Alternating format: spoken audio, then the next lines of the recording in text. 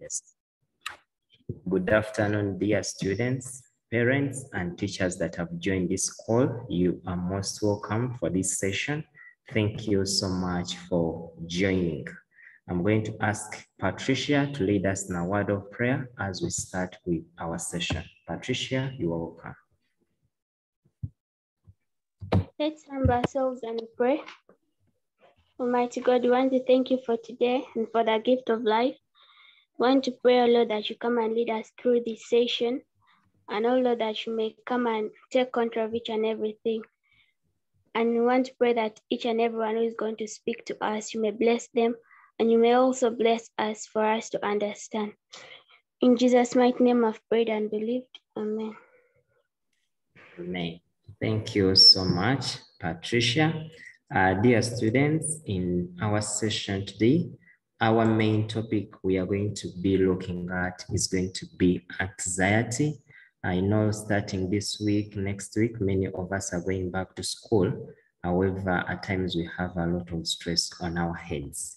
So as the holistic e-learning platform, we are privileged that we have one of the psychologists, what we call the counseling psychologist, that is highly experienced and skilled in counseling psychologist, and is going to be taking us through this session. Allow me to introduce to you Mrs. Juliet Kavuma, our counselor, who is going to be taking us through this session. You are most welcome, Mrs. Juliet Kavuma. Thank you, Mr. Kaziba. Thank you so much. Thank you, Patricia, for the prayer. I'll put on my video every now and then. I won't be able to keep it on all the way through because my area can be very, very prone to bad network, but I'll keep on now. I think you can see me from wherever you are. Thank you for joining this session. And I'm happy that I've been given this opportunity to speak to you. So like Mr. Kaziba has mentioned or has introduced me, I am, first of all, a teacher by profession. I was a teacher for so long. And then I went back and studied a master's in counseling psychology. So I became a counselor, or what we call a counseling psychologist. And my area is to work with students. I work with students, mainly teenagers, because I work in a high school. And I believe that most of my experience is with children or teenagers who are probably from 11 to 20, because those are the children that we find in secondary school. You can't imagine sometimes you find 11-year-olds in secondary school. So I'm so happy to be here, and I'm happy to be handling this topic of anxiety. It was named Anxiety Warriors because we really need to be warriors in order to beat anxiety. And guess who is anxious right now? I'm also anxious. Right now, I'm also anxious. But I know, because I know my stuff, whatever I'm going to do and I have the skills, I know that I'm going to be able to handle this session. So thank you so much for joining the session. So without wasting a lot of time, Mr. Kaziba is going to be sharing the screen, and then I'll pick up from there. I'm using my phone, so I'm not using a laptop, I'm using a phone. Thank God for that technology before us. Things are made easy with just a touch of a button. You can be able to get whatever information that you want. So this afternoon, we are looking at understanding anxiety. So to conquer stress and to thrive in academics. I've already said I'm Juliet Kavuma with a vast experience in this area. Now, why do we need to understand anxiety? So before I even go into the definition, I know that anxiety can stop us from doing so many things. It can stop us from doing so many things. It can paralyze us. It can make us unable. It can make us inactive. So we might fail to pursue things that we want in life or things that we enjoy doing. Why? Because we are anxious in one way or the other. For example, if I had continued with my anxiety, probably I would have told Mr. Kaziba, you know what, today I will not be able. Maybe I'll do it tomorrow. And then tomorrow would come and I say, you know what, Mr. Kaziba, something has come up. I won't be able. So that is what we call anxiety. It can really paralyze you and stop you from doing it. And because we are human beings, every now and then we do find ourselves in situations that make us anxious. Okay, Mr. Kaziba. So we move to the next slide where we look at the definition of anxiety. Now, anxiety is a feeling of worry, nervousness, or unease about something with an uncertain outcome. It is a feeling of worry, nervousness, or unease about something with an uncertain outcome. So when you have that feeling, you even feel it in your body. You feel like your heart is racing so fast, like something is not right. It is making you uneasy. So those feelings that we have because of a particular situation that we are facing, that is what we call anxiety. Some people have anxiety and they worry so much about the future. They worry so much about their academics. They worry so much about money. Right now, our parents are worrying so much. We as parents, teachers, and our parents as students, they are worrying so much about fees or school fees. So all that, the things that you feel in your body, that is what we call anxiety.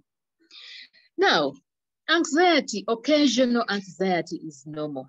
Because we are human beings, we have a soul, okay? We have a soul, and therefore our soul feels, we feel something. So occasionally, if you're anxious about something, then you are a human being. However, should that anxiety continue even when the situation has gone away, then we have a problem. Because it might stop you from doing other things that you love. Why? Because you're afraid of what might come out of what you want to do. So it is not good when it interferes with our day-to-day activities. For example, if you wake up in the morning, I know that some of us are day scholars, others are in boarding school. So let me refer to a day scholar. For example, if you're required to be at school by, let me say, 7 a.m. in the morning, that means you'll have to be on the road by 6. Sometimes you find 6 a.m. could be a little bit dark, and with the kind of insecurity that is in some places, you might run into, you know, what you call chifesi, people who might, rough you up a bit. So if you run into such people, the following morning you survive, the following morning you'll be a little bit anxious about waking up early and going to work. Even when you use a safer route or somebody is dropping you, but you continue feeling anxious about going to school that early, then you will, some people might even start pulling out of school or dodging or faking sickness because they are anxious about something that happened to them. So in that case, anxiety is not good. It becomes something bad for you because it is interfering with your day-to-day activities. And then experiences of anxiety can be quite distinct among people. Every one of us, we are different people. Even when you're twins, still there is something that makes you different. And therefore, we also face anxiety differently. So that's what I mean by quite distinct. It can be different among people. While some person can be anxious and get some, let me say, a symptom like immediate diarrhea, another person can be anxious and then they become restless. So it can be quite, our experiences of anxiety can be quite different. We don't experience anxiety in the same way. And then anxieties arise automatically without our conscious awareness. The moment something ticks you off like this, then the anxiety comes. without you even being aware of it. You don't have to call it into your life, but something that makes you worry and nervous, the moment it happens, the anxieties begin to arise. But lucky for us, in most cases, we are able to conquer our anxieties. And then it arises in response to the situations we regularly find ourselves in. So it depends on the situation. Not every situation in our life causes anxiety. It depends on the situation that you're facing at that particular time.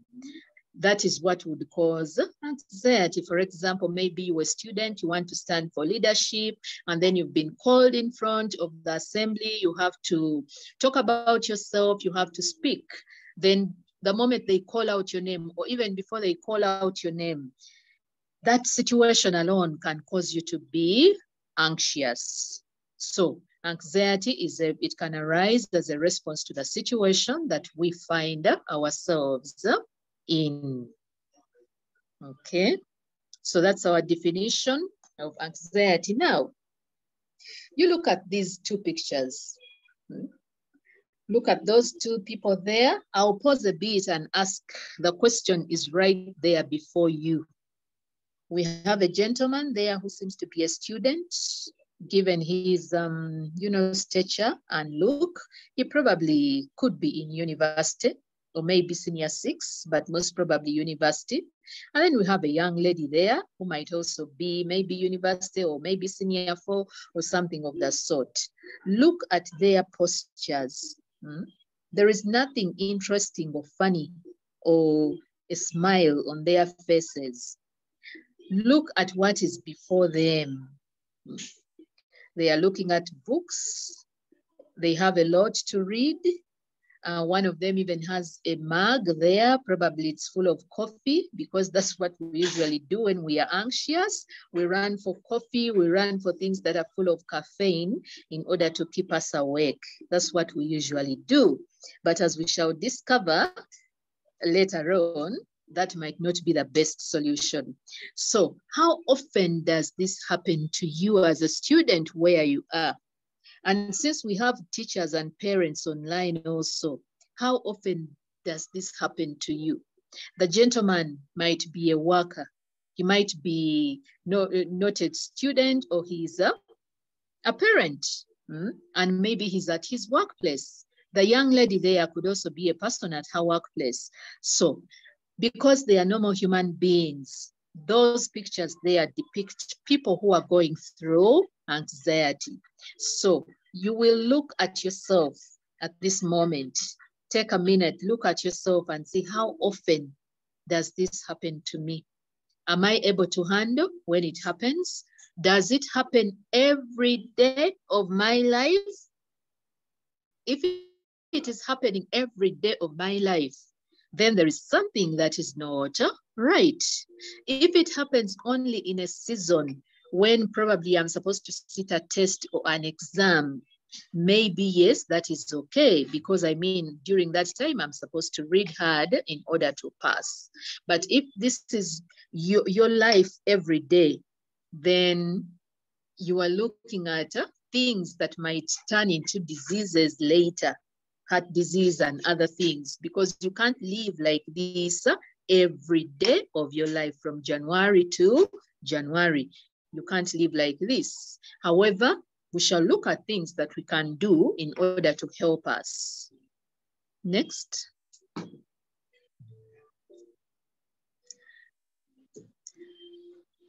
Okay, the known causes of anxiety. 1, people who have done research have mentioned that a difficult childhood, even when you overcome that childhood and you're able to grow and, thrive and etc., every now and then you might get some bouts of anxiety.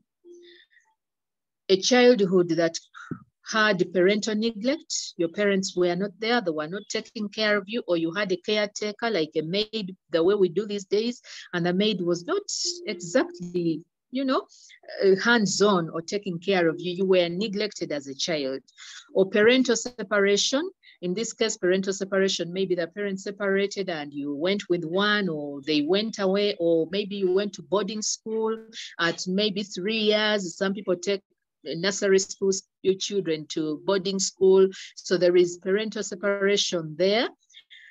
So when you are separated from your parents, even when you're going to school, the people that you'll find at school, yes, they will take care of you, but no, they are not your parents, and they will not give that attachment that you need from a parent.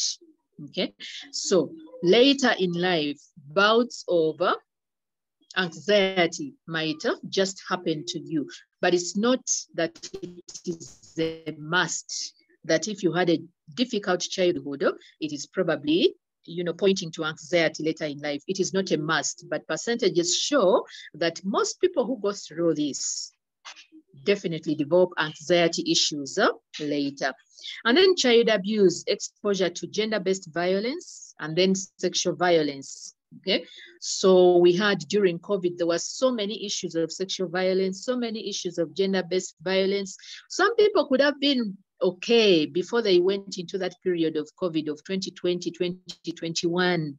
But when they came back to school, because they were exposed to so much, you might find that they have developed anxiety issues. And then bullying. Bullying, whether it is physical, emotional, or cyber. These days we have cyberbullying. So we all know what bullying is. It can also lead to anxiety. Every time your phone ticks off a message, if somebody is being cyberbullied, you feel your heart starts racing because you don't know whether it is the message from your bully and all that. Every time you walk into the school gate, you meet these, you know, mastered girls, the popular girls who like teasing others and bullying others. So every time you walk through the school gate, your heart goes up.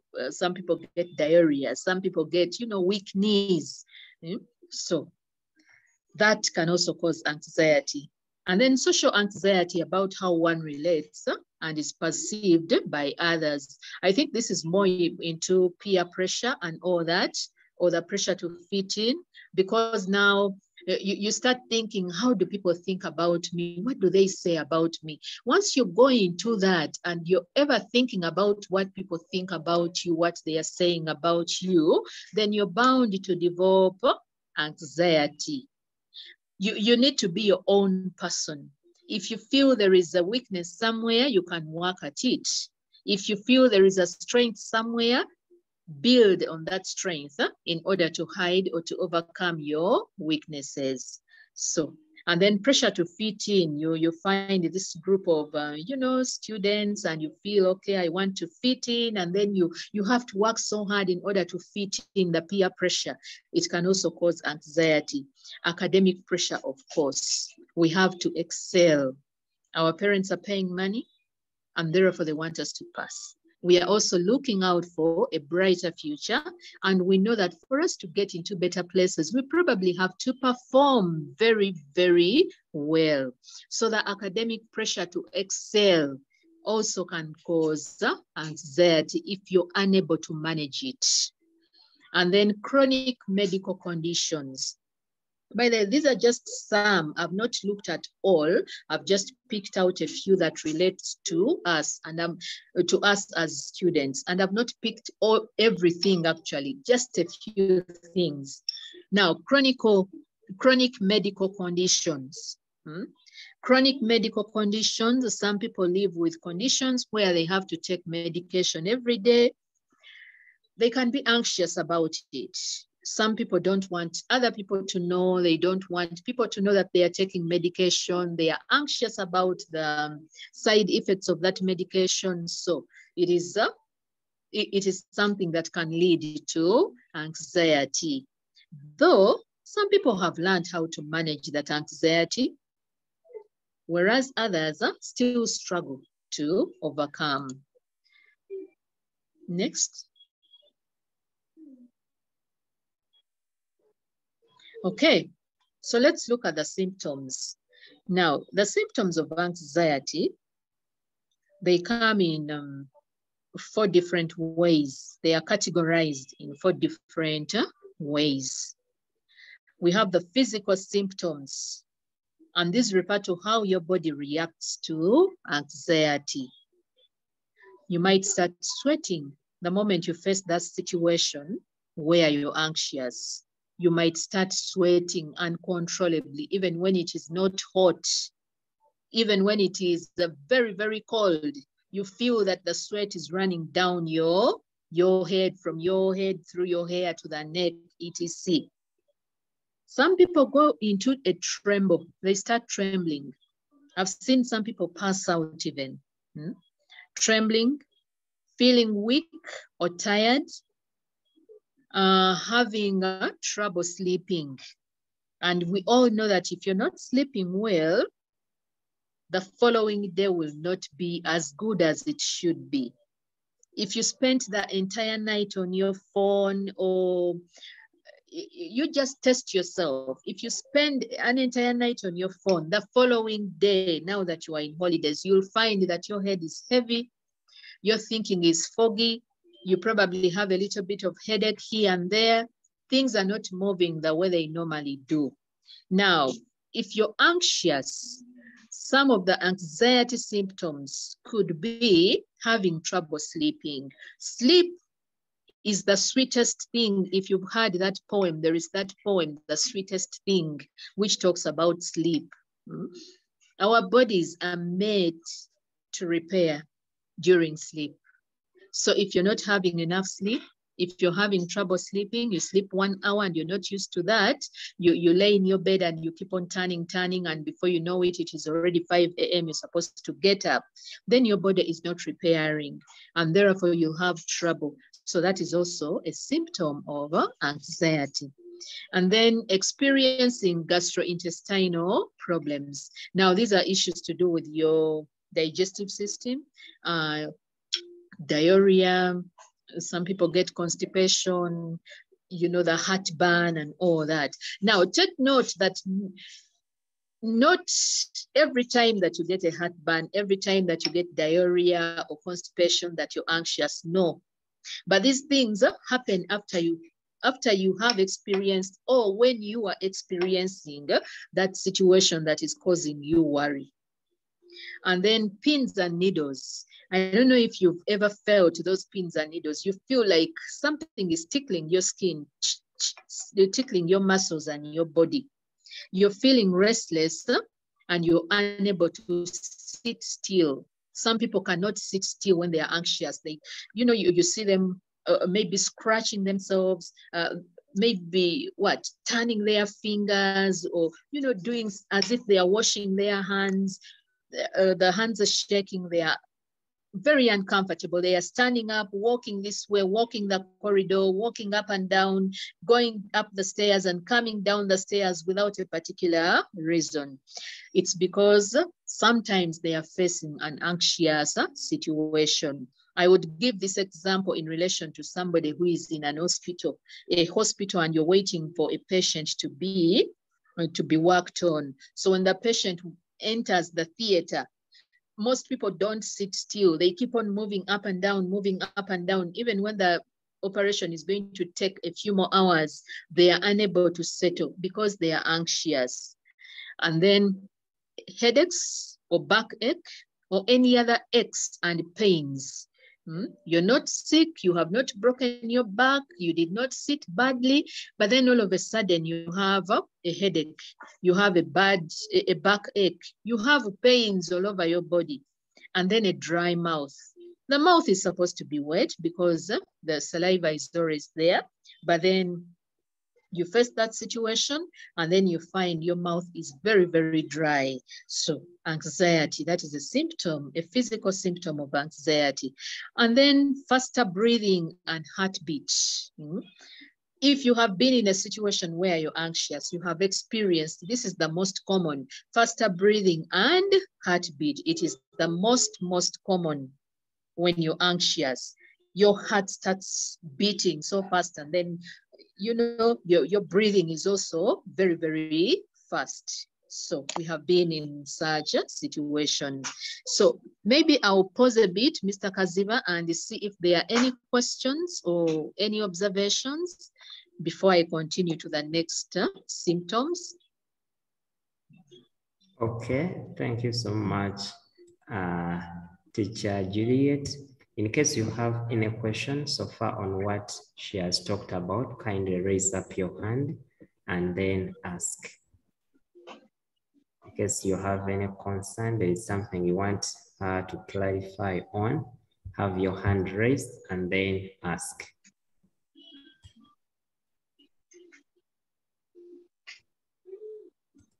Okay, yes, Pelepetwa, unmute and ask. Thank you, Mr. Kaziva. I would like to ask our dear teacher that I personally am a student of biology, chemistry, and math, but I looked at the other picture, the other picture showing students who are revising, and I also at times find myself in that situation. Is it really normal to be in such a situation, or it's something that is dangerous? Yeah, that's all.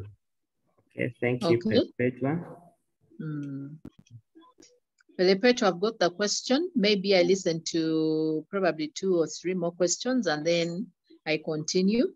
Okay, Doreen. Thank you, sir. Now, madam, I would like to know if it's possible for one to oversleep when chemistry is anxious. To overspeak? To oversleep. Oversleep, okay. I'll answer that. Then the last one for now, Emmanuel. Emmanuel, unmute. Okay, I'm failing to get Emmanuel. Let me give the chance to Eric. Eric, unmute. Now, so I thank the madam and you for organizing such a session. Now, the thing which causes the oversleeping, now you can sleep even for more 10 hours, but again you doze in class. Is that also anxiety? Or it's what? Because you have slept for recommendable hours, but you again doze while you are doing reasonable business. Thank you. Okay, thank you, Eric. The rest, please, we shall ask after Teacher Juliet has finished answering. Okay, thank you, Mr. Kaziva. Thank you, our 3 students who have put in their questions. So I will start with the picture there. The student talked about Pelepetwa, I think. He talked about being a student of biology, chemistry, and math. Definitely that is a heavy combination and you have to put in a lot. And you have only 2 years in order to pass and go to the next level. So you will find yourself in that situation. It is very, very possible for you to find yourself in that situation. In fact, I think you've said that sometimes or most of the time you find yourself in that situation. Is it normal? It is normal and abnormal at the same time. Normal because you have a lot to cover and therefore you have to catch up. Abnormal if you don't work out a timetable. When we come to the solutions or ways to handle, then we shall see how we can make this abnormal situation a little bit normal for us. So, Pelepetwa, I think I'll add more when I come to the solutions or things, the ways of managing. And then somebody asked, is oversleeping also an issue of anxiety? Does it show that you are anxious about something? In most cases, the most common characteristic of anxiety is not necessarily oversleeping. It is the lack of sleep. Oversleeping might be something else. Though People react differently. Remember what I said at the beginning, that our reaction to anxiety is distinct. So you might find somebody who is anxious, and for them, they find themselves sleeping all the time. And then you find others who are anxious and they go through lack of sleep. So yes, it can be what? It can be in relation to anxiety. And then why do we oversleep and then find ourselves dozing in class? So why do we oversleep? There was that question that you find you've got the necessary maybe 8 or 6 hours of the night, and then you doze the following day when it is supposed to be serious business. There are a number of things that can make us doze. A number of things that can make us doze. For example, even the weather itself and the food, the diet that we eat. So even when you have enough sleep, if your body is quick to sleep, it is very possible that you can doze the following day. It is though unlikely that you might doze, but it is possible that you can doze the following day. It is very, very possible because there are a number of things that make us doze. The weather is one of them. It can be very cold and somebody is warm in her sweater and then she feels cozy and she ends up dozing. Or it might be the person speaking. Right now I might be boring you and you end up dozing. The person is not taking your attention or picking your attention or tickling your attention. Or it might be that what else? It might be a disease. Somebody might have a disease that they are moving around with, and it makes them weak and tired, and they end up dozing. So there are a number of issues that can make you doze. Okay, so to continue with our slide, Mr. Kaziva. Okay, so I think I've answered those questions very well. For Pelepeto, I'll add on. Now, the second way of symptoms that we experience is the cognitive symptoms. And these are thoughts that usually come your way when you are anxious. You have difficulties concentrating. Okay, you're trying so much, you're paying attention, the teacher is teaching biology, math, and etc., but you're just not concentrating because you're anxious about something. Some of us are anxious because of the combinations that we took on in A-level. Maybe I feel that I'm in biology, but I shouldn't be in biology. My parents forced me in biology. I should be somewhere in history or literature or etc. But I have to do this, okay? So you become anxious and therefore your cognitive is not working the way it should be working. Therefore, it is becoming difficult for you to concentrate. And then anticipating the worst outcomes.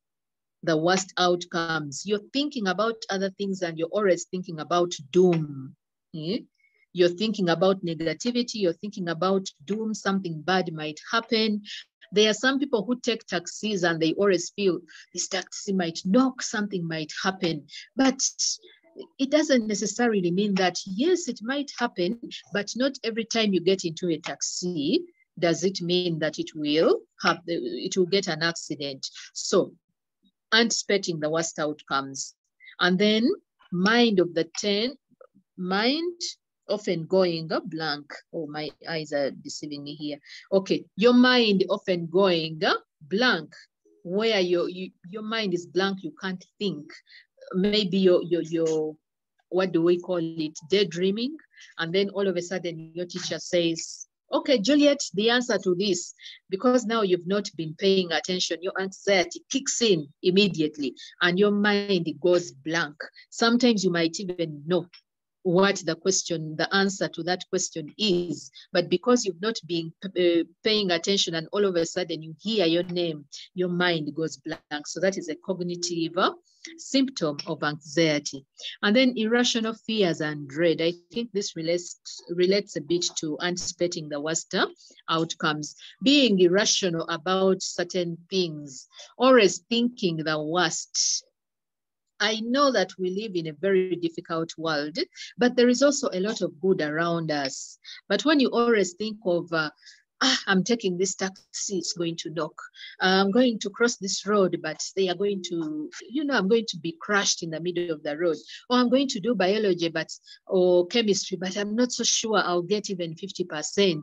If you have those irrational fears and dread, that is also a symptom of what? Of anxiety. Then uncontrollable and obsessive thoughts. You can't control your thoughts because God gave us the ability to think, but he also gave us the ability to control what we think.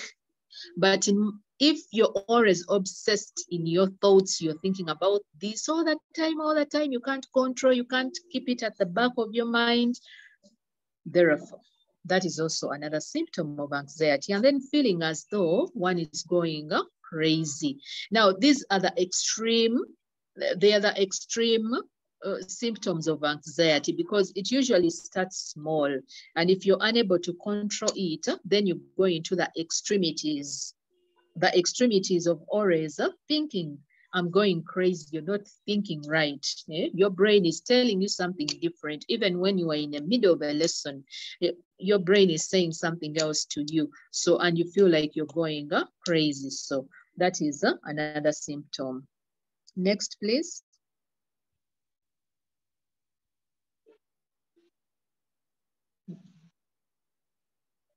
Okay, so emotional. Remember, we have talked about the physical symptoms, and then we have talked about the cognitive symptoms, and then now we have the emotional symptoms. The emotional refer to how you feel, that thing that you can't touch, but you know it is there. That heavy thing that you feel in your throat when something happens, what in Uganda we probably call a chinugu. You feel it in your throat, but you can't touch it, but it is there. So you might feel helpless. So sometimes we feel helpless. Literature is my subject. So you have literature before you, you hate it so much. You have nothing to do because it is compulsory. Where you go, where you study, you're supposed to do it, whether you like it or not. In A level, you have GP. You're struggling with GP. It is a compulsory subject. Sub-math, for those who do arts courses, usually we have, if we do arts courses, sometimes we are, a little bit less endowed in mathematics. So you find now you have to struggle with sub-math. So you feel helpless because it is before you, but there are ways to conquer, and we shall see those ways. And then a feeling of panic, fear, and uneasiness. Of course, this is the very definition of anxiety. When you feel panic, when you feel fear, when you feel uneasy. Some people even go into what you call a panic attack. Some people, even the airways try to close and they are not even breathing. So that is how bad anxiety can be. Mood swings. We never know when you're going to be happy. We never know when you're going to be sad. You're ever there. You're irritable. You are always in a mood swing here and there. And then feeling worthless. Always telling yourself, I can't manage this. Why am I even here?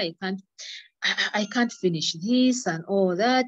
You're feeling worthless. You're not worth it. That's what you feel. So a symptom of anxiety, hopelessness and despair. Of course, that is still being helpless, something like that. And then feeling in danger.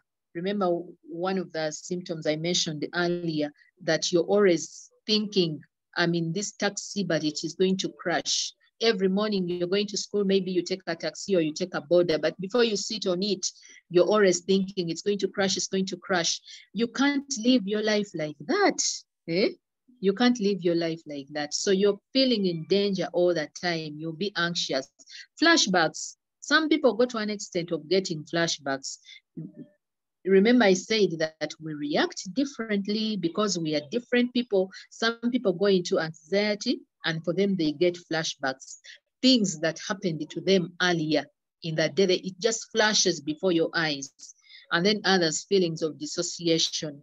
Now, when we talk about dissociation, is when you feel like you are not in this world and you're not even aware of what is surrounding you. You're just seated there. Maybe you are in class, and even if somebody waves their hand before you, you do not react. You have dissociated yourself from the situation. So, but however, all these are extreme cases of anxiety. And if you have these symptoms, in most cases, you have progressed from the normal anxiety, which is good for us every now and then, to a disorder. It has now become a sickness. Okay. Next.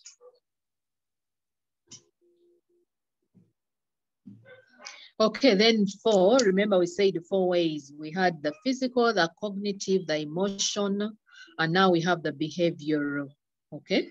The behavioral symptoms of anxiety.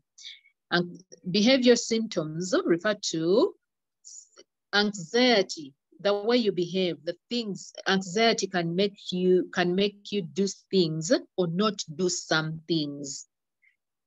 Sometimes you can be so anxious that you keep away from something. When I was in primary school, I remember I used to fear my mathematics teacher so much, so much, okay? But because we were in a boarding school, there was no way you could miss his lessons, because he would walk in, even before he enters the class, he's by the corridor coming, and he has already started mental work. 2 + 2, 7 × 7, 20 + what? Juliet, answer. So that kind of thing. So every time it was mathematics on the timetable, it would be a moment of anxiety. So if I had the chance, probably I would keep away. It could have made me do things like absenting myself from class, or not do things by dodging his lessons, not doing his work, that kind of thing. So that is the behavioral aspect of anxiety. And then restlessness and agitation. You might be restless. Remember, I said the people who walk up and down the corridors, moving up and down the stairs, because they are restless about something, they are anxious about something. Inability to sit still and remain calm, which is almost the same, like the upper one. And then social withdrawal and isolation. Now, when you go into social withdrawal and isolation, then there is a cause to worry. Why? Because man is a social animal. And like they say, no man is an island.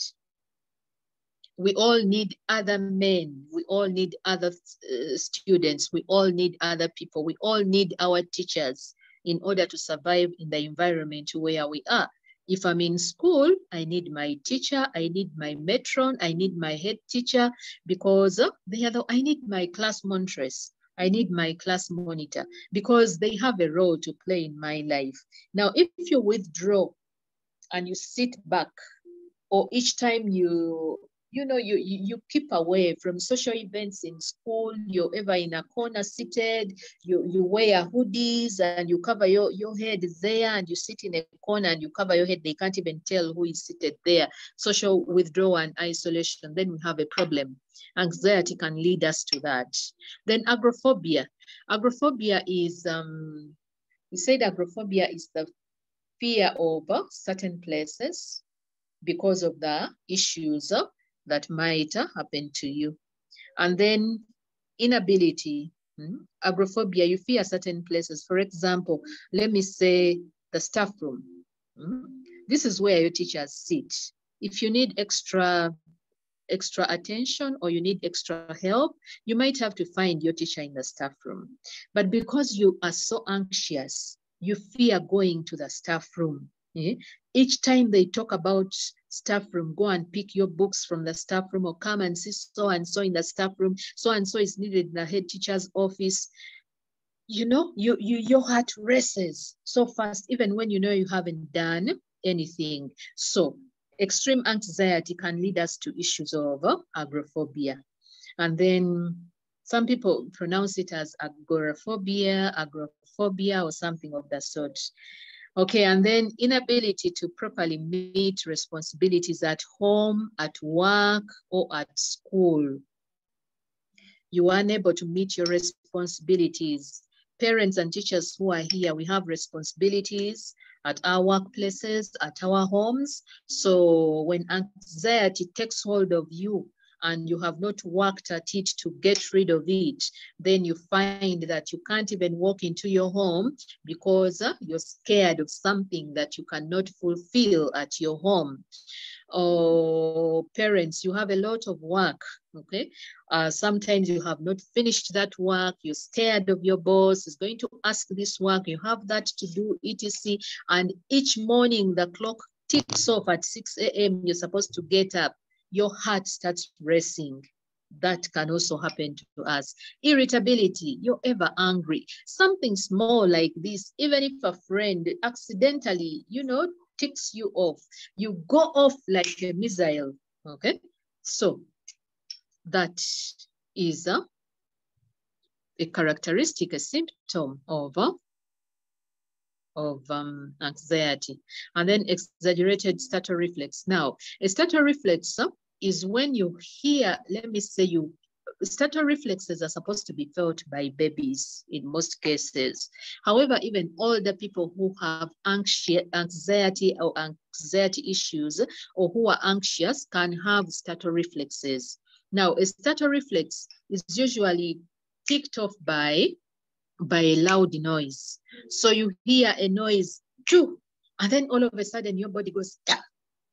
Your head falls back, your hands go up. You know how babies, when they get scared, if they are babies and they are on the bed, probably 3 months, and then you drop keys, you see that the baby will go off, the hands will go in the air, the head will, be alert.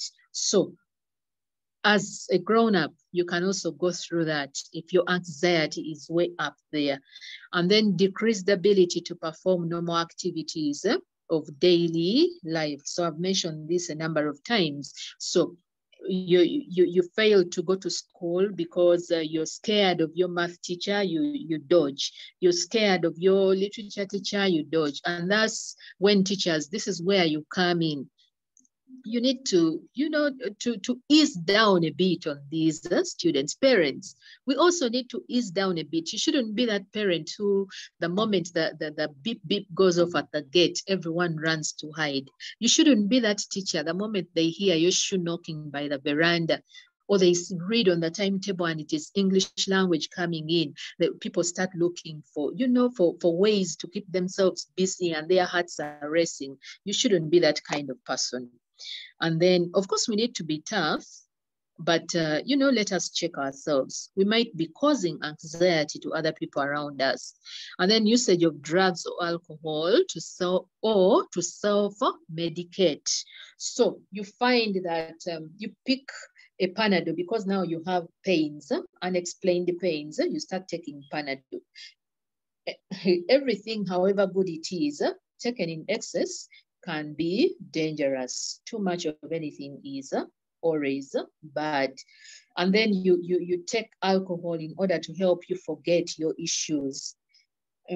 Even students do this. Some take alcohol, some take drugs because they feel that the drugs will help me overcome my anxiety. The alcohol will help me forget this, or it will make my brain sharp and all that. Yet some of this information is wrong. Some of this information that we get from our peers is wrong. So we self-medicate. And the more we medicate ourselves, the more problems we are creating for ourselves because we have not overcome the anxiety, but we are using bad coping methods or bad coping mechanisms to overcome something that is already bad.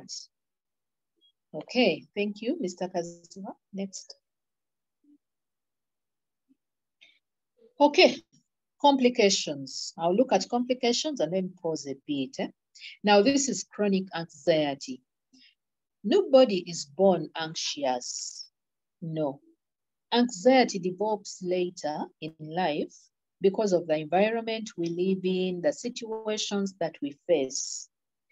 But it usually starts small.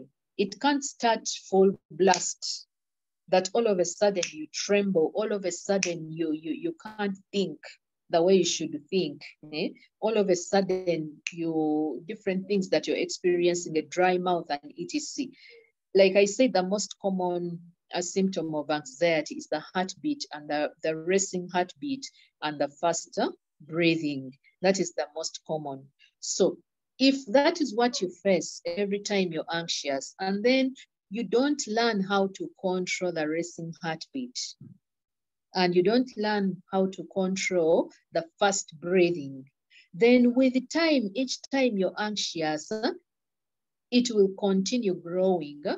It's like a disease that starts small and then it continues growing if it is not taken care of, if it is not treated. So it becomes chronic anxiety. Now, chronic anxiety is now a complication. It is a disorder. So having an anxiety disorder does more than make you worry. It can also lead or worsen other mental and physical conditions, such as it can lead to depression. Okay, it can lead to depression, which often occurs with an anxiety disorder or other mental health disorders. So there are different mental health issues. It can lead to substance misuse. Now this is abusing alcohol, abusing substances, taking drugs, sniffing a cough mixture, and all those other things, abusing coffee, because you can also abuse coffee, caffeine, abusing all those things. So you misuse what is there, and therefore you're already in that chronic anxious or chronic anxiety state. And then trouble sleeping, insomnia. There is trouble sleeping today or tomorrow. And then if you correct what is stopping you from sleeping, then you get back to your sleep. But then there is trouble sleeping, which becomes insomnia, where every time you go to bed, you just can't sleep. If you're able to sleep, you probably sleep 2 hours out of the 10 hours. Yet that was not your routine. So insomnia. And like I said, that if you don't get that sweetest thing called sleep to help your body repair itself, then your body is breaking down every now and then. Digestive or bowel problems. These are the gastrointestinal issues, diarrhea and other things. And then headaches and chronic pain. Just imagine living with a headache all the time. Every time you wake up, you have a headache. Chronic pain in your body, amagulu gakuluma, your legs are paining, your arms are paining, your fingers are paining, you can't hold a pencil. Even when you pick a comb to go through your hair, to comb your hair, each strand that you pull, everything about you is paining. Chronic anxiety. Social isolation. I gave a very good example of social isolation. Problems functioning at school or at work. Okay, because like I said, anxiety is okay. But when it becomes over anxious, all the time you're anxious, then you start not being where you're supposed to be at that particular time. You start dodging the literature lesson because you fear the literature teacher. Okay, you start, keeping away from biology lessons or chemistry lessons because there is something that just doesn't go off. And then poor quality of life. Our lives are supposed to be, we are supposed to live happily. I know even when we have problems, yes, problems are part and parcel of life, but sometimes or most times we cope, or most times we overcome those problems. And the quality of life should be good. But when you have chronic anxiety, your heart is palpitating, your breathing is very, very fast, then you don't have a good quality of life. And then lastly, okay, there are messages coming in and they are blocking a bit. Lastly, some people end up committing suicide because they feel there is nothing more. Their quality of life has gone down. They have problems functioning at work. They live in isolation, no friends. Every morning they wake up, there is a headache. They have diarrhea all the time. They can't even sleep. They are taking alcohol. Depression is just around the corner. So usually the end issue of chronic anxiety for some people, if they don't seek help, they are very liable to commit suicide. Okay, so thank you, Mr. Kaziba, and thank you. I can see some of the messages coming in. I can read a few, catch a bit. Somebody says, when your mom died. Okay, I can't see the entire message, but I can see a bit. So Mr. Kaziba, back to you. Well, maybe we get a few questions. Okay, thank you so much, Teacher Juliet. Let's first get some hands up in case you have any burning question. Kindly raise up your hand and then you ask. Then also we are going to look into the chat. Yes, Maria, unmute. Well, for me, I have a question. Like for behavior, like can someone lose appetite because of anxiety? Yes, let me answer that immediately. Yes, somebody can lose appetite because of anxiety. So what you see here, I have not handled each and everything. There is so much. I have touched a few symptoms. I have touched a few of the complications. There is a lot that can happen to different people differently when they are handling or going through anxiety. Yes, loss of appetite can be one of them. Calvin.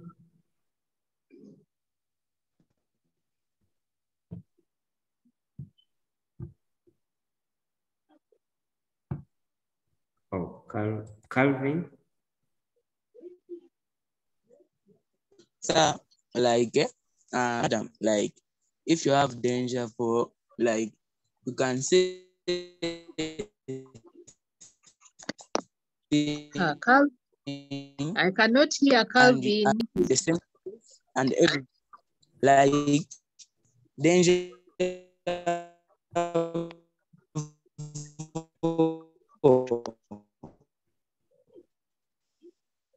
Mr. Kaziba, can you hear Calvin? I haven't heard it.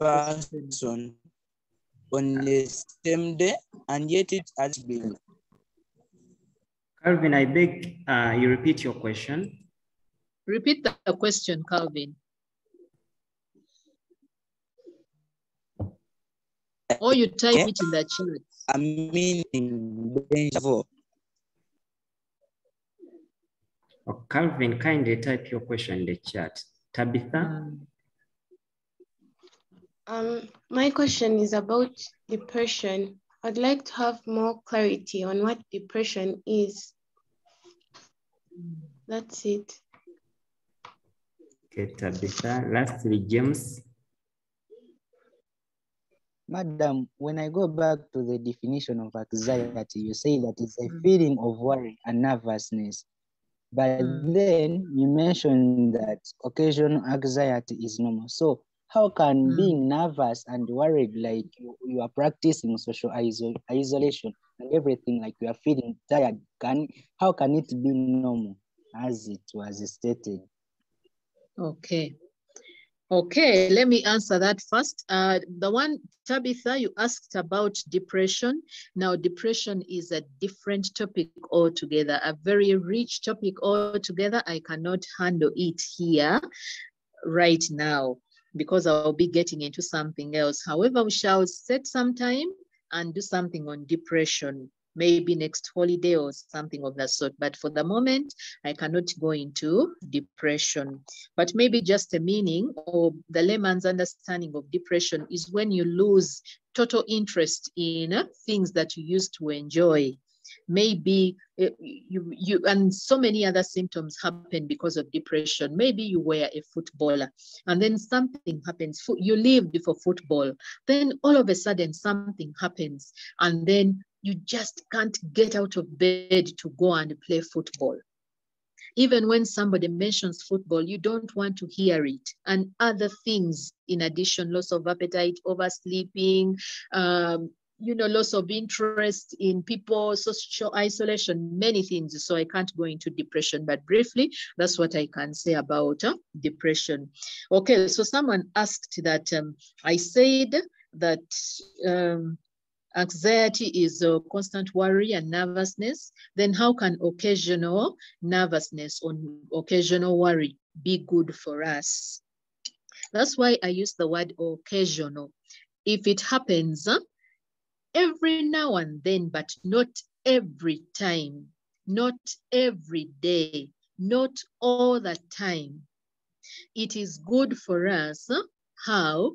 It shows that we are human beings. As human beings, anxiety is there to show, one, that you have a soul, and two, that there are certain situations, it checks on you, certain situations that you, as a human being, you can't just wake up and touch fire, a candle before you and it's burning, and then you bring your fingers and you touch it, okay?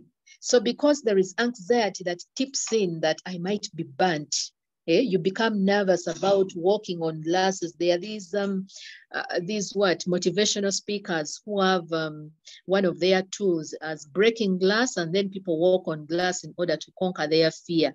Now, if you're not anxious about walking on glass, then it means surely you're stone cold. You don't feel. So how is anxiety good, or how is it normal? It is normal because it shows, one, that we are human beings, and two, it shows, it checks on our reaction or our feelings about certain situations in our lives. That's, the word is occasional, not all the time. So I think I've answered that.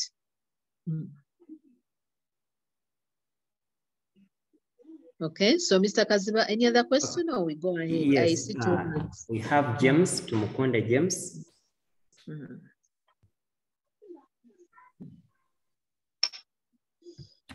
Tumukonde James, unmute. Hannah.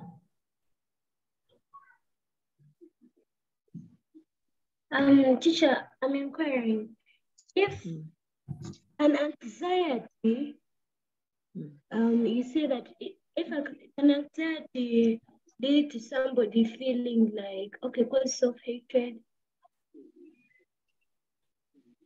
something like you hate yourself, like you feel. Yes. How are you? Yes. How are you? Okay, somebody. Teacher, can you hear me? Okay. Yes, I can hear you. I was asking, can anxiety cause self-hatred? Okay, so when feeling we go like to... you're not good enough, or feeling... Yes, sometimes it does. When it is chronic anxiety, when it has moved from the normal anxiety that we experience because of a particular situation to chronic anxiety that every morning you wake up, for you have anxiety. You begin hating yourself because now you're not meeting the targets and the goals that you have set in your life. You're not able to go to school. You're not able to visit friends. You live in fear and isolation. Sometimes people end up hating themselves, but that is chronic anxiety when it has now become a disorder, not the normal anxiety. In the chat, somebody was asking that, is forgetfulness also a sign of anxiety? I think when I talked about cognitive, I talked about going blank.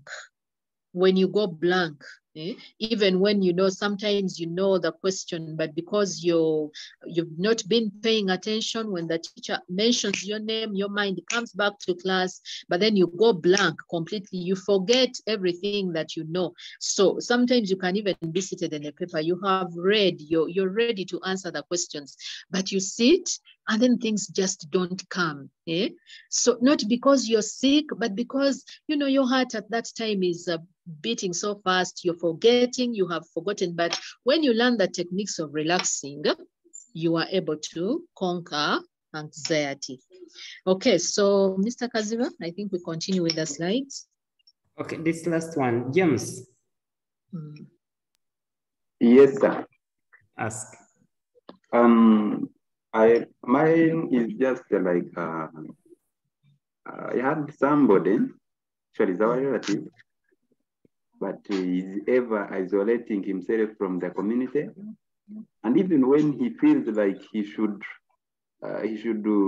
meet people, he tries by all means to avoid. We once met the psychiatrist, and he was at least worked on, but still the problem is is still existing. You can see the symptoms are coexisting. Could that one also be a cause of the anxiety or?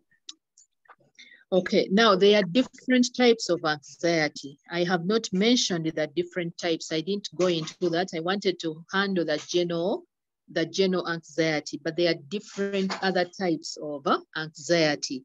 Yes, it can be a symptom of anxiety, but it can also be a symptom of depression. Okay. It can be a symptom of depression. It can be a symptom of anxiety. So that is why the psychiatrist is supposed to help that person to identify exactly. There are so many tools that have been developed that can help one to identify whether it is anxiety, whether it is depression. And we are actually worried that he could commit suicide, because what is really going in is terrible. And that's where you need to help this person. Don't give up on this person. You try as much as possible to see that you give the help. If you have that feeling, it is very possible that it can happen. So you need to help this person as soon as possible. Okay, please. Thank you very much. You're welcome.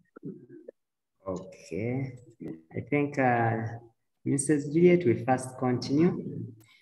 Okay.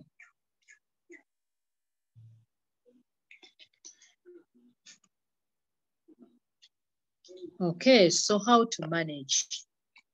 How to manage? Again, I'm not giving you each and everything. So there are just a few things that I'm going to talk about. How to manage anxiety, the normal anxiety that we go through, the one that happens, the one that I called normal, that can happen because of a certain situation you're facing at the moment. First of all, you have to start with a growth mindset. Some people have a fixed mindset. For them, they think things cannot change. As it was in the beginning, it should be now and forever. If you have that kind of mindset, then you might get into issues.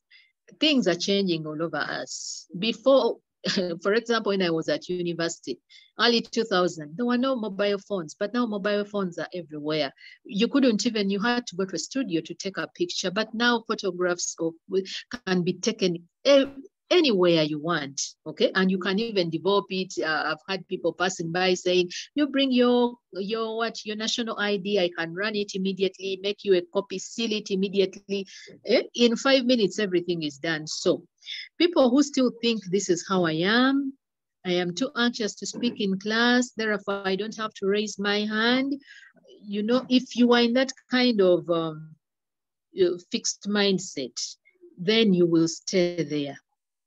You need to change your mindset. You need to know that, yes, I might be a shy person, but for something that I know the answer, a question whose answer I know, I should try at least to put up my hand and say something. So with a fixed mindset, people don't think things can change. Yet every day we see things changing. They think they are the way they are, but people who have done research in brain science, etc., they have found out that you can teach your brain new ways to respond. That's why we are looking at things like, how do we manage our anxiety? Just because we are human beings and anxiety can be part of us in certain situations, doesn't mean we should just sit and accept it and take it the way it is. No, we need to come up with ideas, ways of managing. So change your mindset. Identify what thoughts, feelings, behaviors, situations make you anxious. There is even a table here. I cannot share it. I didn't manage to draw it there, but the table has a date where you record a date of a certain anxiety issue that you got. Then you record the date, you record the situation, you record how you behaved, what happened to you. Did you go into a panic attack? Did you feel sweaty? Did you stop talking, like you just ran out of words, become speechless? So if you record those things, every time you get into an anxiety issue, somehow you begin to see the pattern that this is how I react when a situation comes my way. And when you see the pattern, you're able to work out, okay, if each time I become panicky when the teacher mentions my name in class, this is the pattern that happens to me. The moment he mentions my name, my heart beats, my etc. does this, you know, I get a runny stomach, I begin sweating. So if you have that record in a way, you are able to find ways of managing that. Maybe I should try to breathe in when he mentions my name, or maybe I should, you know, face it the way it comes and answer the questions, because sometimes you know what the answers are, but because you're panicky, you fail to do the right thing. Change thoughts by using positive self-talk. These are also called self-affirmations. They are simple things that are available for us to explore, and they can help us to overcome the normal anxiety that we go through. For example, some people go into a subject, I'm referring to students mainly, you go into a subject because your parents have pushed you there, but sometimes you can also manage if you put in hard work, okay, if you double your effort. But then for you, you're always saying, math yanema, I cannot manage mathematics. I don't want to do mathematics. I hate mathematics. I hate the teacher of math. I don't like math. I won't do math. But you are in that class of mathematics. You need to change your self-talk. If you remember Barack Obama, when he was running for presidency, the first time he ran for presidency, his catchphrase was, yes, we can. And because of that, he became the first president of the US. The first Black president of the US, because of that catchphrase, yes, we can. That is what you call positive self-talk. Positive self-talk. You tell yourself, I can. I know mathematics can be hard for me, but I think I can manage it. And if I'm to manage it, what are some of the things that I can do? Maybe I get a friend who is very good in mathematics. Maybe this friend can help me. Maybe I conquer my fear of the staff room and walk to the staff room after a lesson of mathematics so that I see that teacher to help me. Okay? Positive self-talk. Yes, I can do it. I'm able. I can manage, but not things like I'm useless, I'm worthless, I can't manage it, I'm too weak for mathematics. It's not for girls, it's for boys. That is negative talk, and it will continue. What you feed your brain is what it does. Thank you. Next. Okay. Then there are what you call the breathing exercises. We used to do these exercises in PE.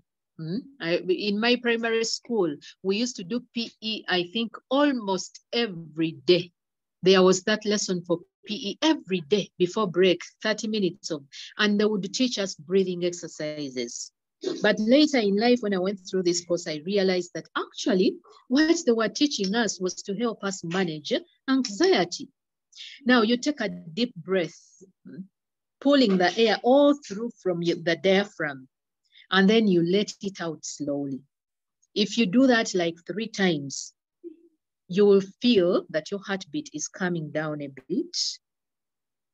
You feel that your breathing is also coming down, and you feel that you're getting a sense of peace. You're getting back to normal. The anxiety might not be going away immediately, but slowly by slowly, you're able to get back. So doing something like,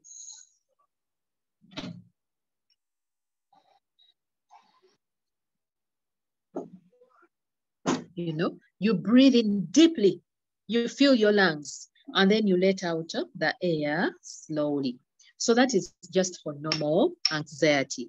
For example, you're going to do a test, you're going to do an exam, you're still standing outside, or the paper is placed before you open the paper.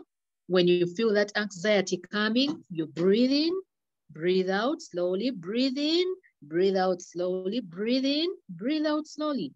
3 times, and you feel, okay, I'm able to do this.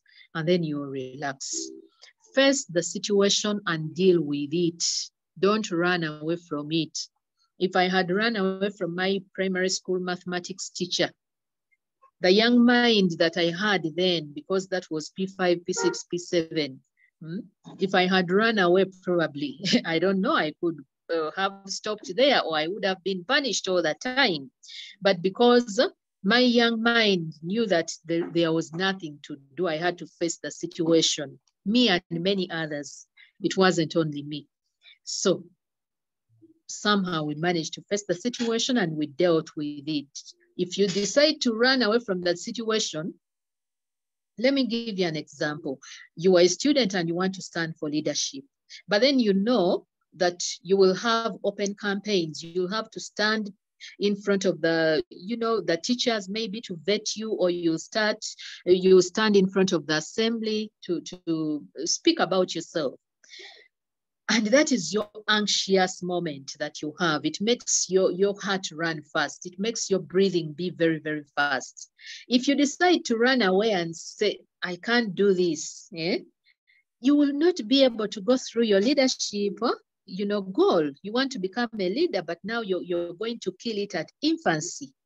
However, if you say, I will handle this, okay, and you decide to face the situation, let us cross that bridge when you get to it, then you will be able to manage your anxiety. And when you become a leader, every now and then you'll be able to stand before assembly and address people. And before you know it, yeah, you can do it.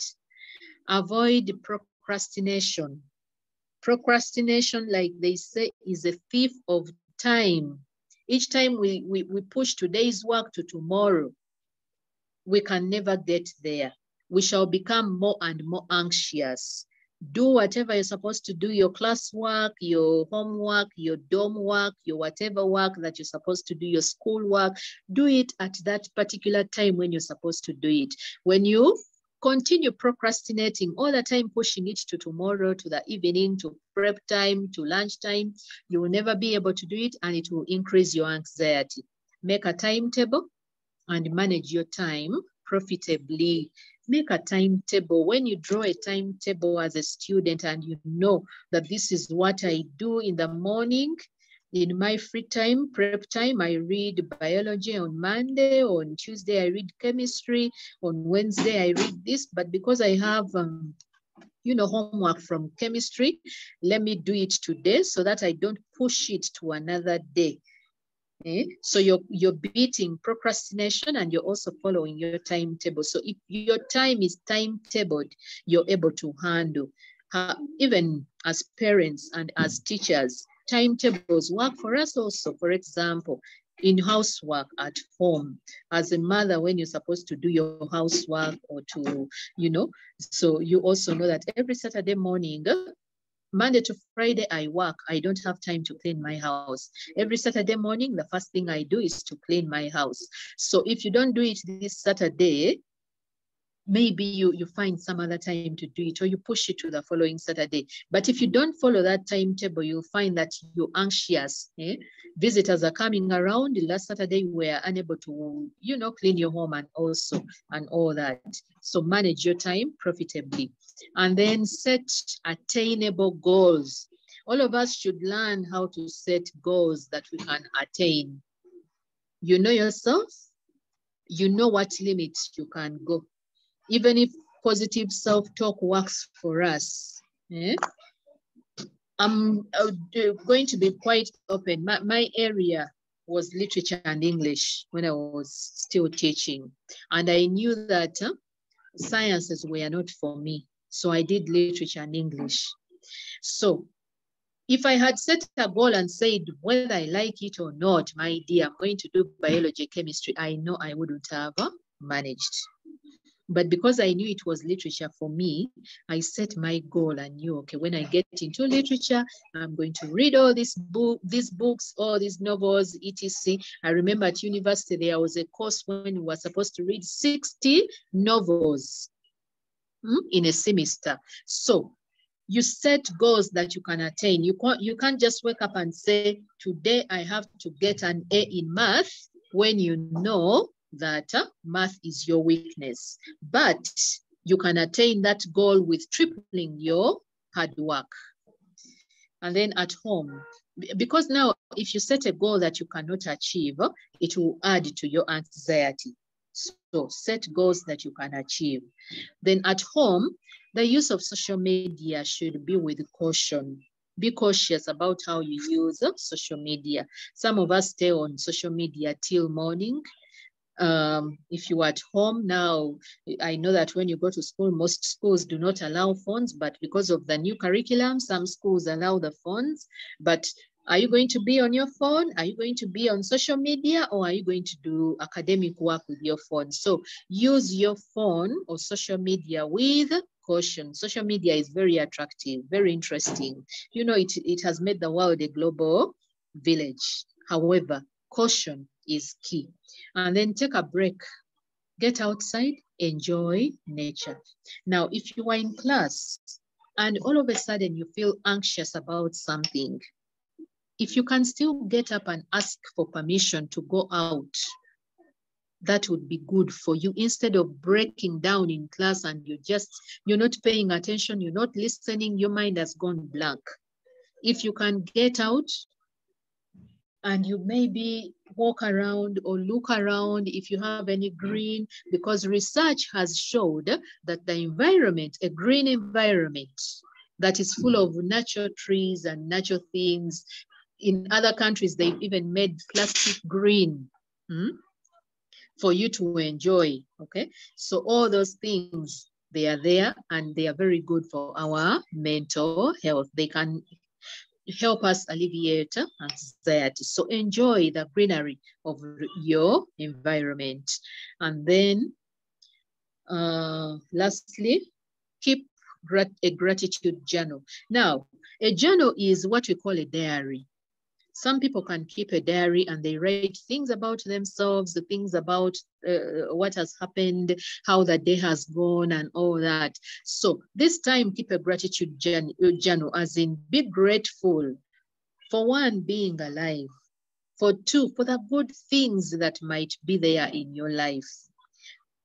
Be grateful that many are not in school. Their parents are unable to provide for them. Be grateful that I have teachers who manage to, help me out in my academics. Some schools are there and they have no teachers. Some are there and the teachers never show up. They just disappear, okay? Be grateful for the good that you have. When you are grateful for the good that you have, your heart will also be settled. It won't be anxious, okay? Next, Mr. Kaziba. Okay. Now, when we are in school, we have a habit of dodging school meals. I don't like posho. I mean, how can I eat posho? I hate cassava. I hate, beans and all that. My dear, if you deny your body the meals that are available, then your body will not function the way it is supposed to function, because food is the fuel for our bodies, okay? You see that people who don't eat lose a lot of weight, they slim away, okay? But if you're healthy and you're eating the meals the way they are provided, even if you hate them, at least put a spoon of beans in your body. Don't dodge the meals. Drink enough water. And the dodging meals goes mainly to the girls. Girls have a habit, not stereotyping as such, but I've seen it. Girls have a habit, especially, don't like posho, I don't like beans, I don't like, so what do you want? You are in school, it is not an a la carte menu. Nobody is going to provide that. It is not a hotel menu that you're going to have a selection. Eat what is available and then drink enough water. This morning at 8, it was as hot as if it was 2 p.m. We are entering term 2, and usually term 2 can be very hot, especially June, July, August. June, July mainly. Those months can be very hot. Please rejuvenate yourself. Drink enough water. Avoid substance abuse. Avoid substance abuse. Keep away from alcohol. Keep away from drugs. Keep away from caffeine, too much caffeine. Yes, you can take coffee here and there, but it shouldn't be your fuel. Let water be your fuel. Engage in games, sports, in walks, in PE. Don't dodge physical education if you have it. Take a walk here and there when you are at school. Engage in sports, even if you're not a sports person, at least go and watch a sport being played. Engage in games. These are things that help us manage our anxiety. They keep us sane. Get enough sleep, definitely. Practice self-care. Take care of yourself. Take your regular meals. That is one of them, okay? Clean yourself. Cut your hair if you're supposed to cut it. If you keep it long, keep it neat. Wash your uniform. Take care of your shoes. Take care of your clothes. If you feel good, if you look good, you definitely feel good. Sometimes when people are not feeling well, you even see they have not taken care of their hair. But you can manage anxiety by paying attention to self-care. Okay, so I have a message blocking me. Prayer is a strong weapon. As Christians, as Muslims, as human beings, most of us have something that we believe in. Let us pay attention to our beliefs. Prayer is a strong weapon. It can help us go through and grow. Go through even the hardest situations. It can help us to grow, okay? But prayer should be coupled with other management skills that I have mentioned above. Don't be the kind of person who just says, I'll sit and pray to God and then everything will be fine. You need to do something too in order to help yourself. And don't get me wrong, I'm not being unreligious, but that is the truth. And then for teachers, parents who are on the platform, administrators, docents, and all that, okay? Please create a school environment for these students where they can have a voice. Create a strong bonds with your students or your children by giving them a voice, getting to know them, and creating a safe space that is non-judgmental. Now, a safe space that is non-judgmental is usually through counseling, where they can speak to a counselor, they can speak to a matron, they can speak to a class teacher without being judged. Without being judged, how could this girl do this? No, they need a safe space where they can, express themselves. However, even you as students, just because you've been given a safe space where you can express your issues, doesn't mean that you should become unruly. Non-judgmental goes both ways. We should be respectful of each other, parents and teachers. We should be respectful of our students, and students, we should be utmost respectful of our teachers and our parents. Now, as a student, how do you feel when a teacher knows your name in class? Instead of calling you as boy, you, the other one, the girl in the corner, the boy with uncombed hair and etc.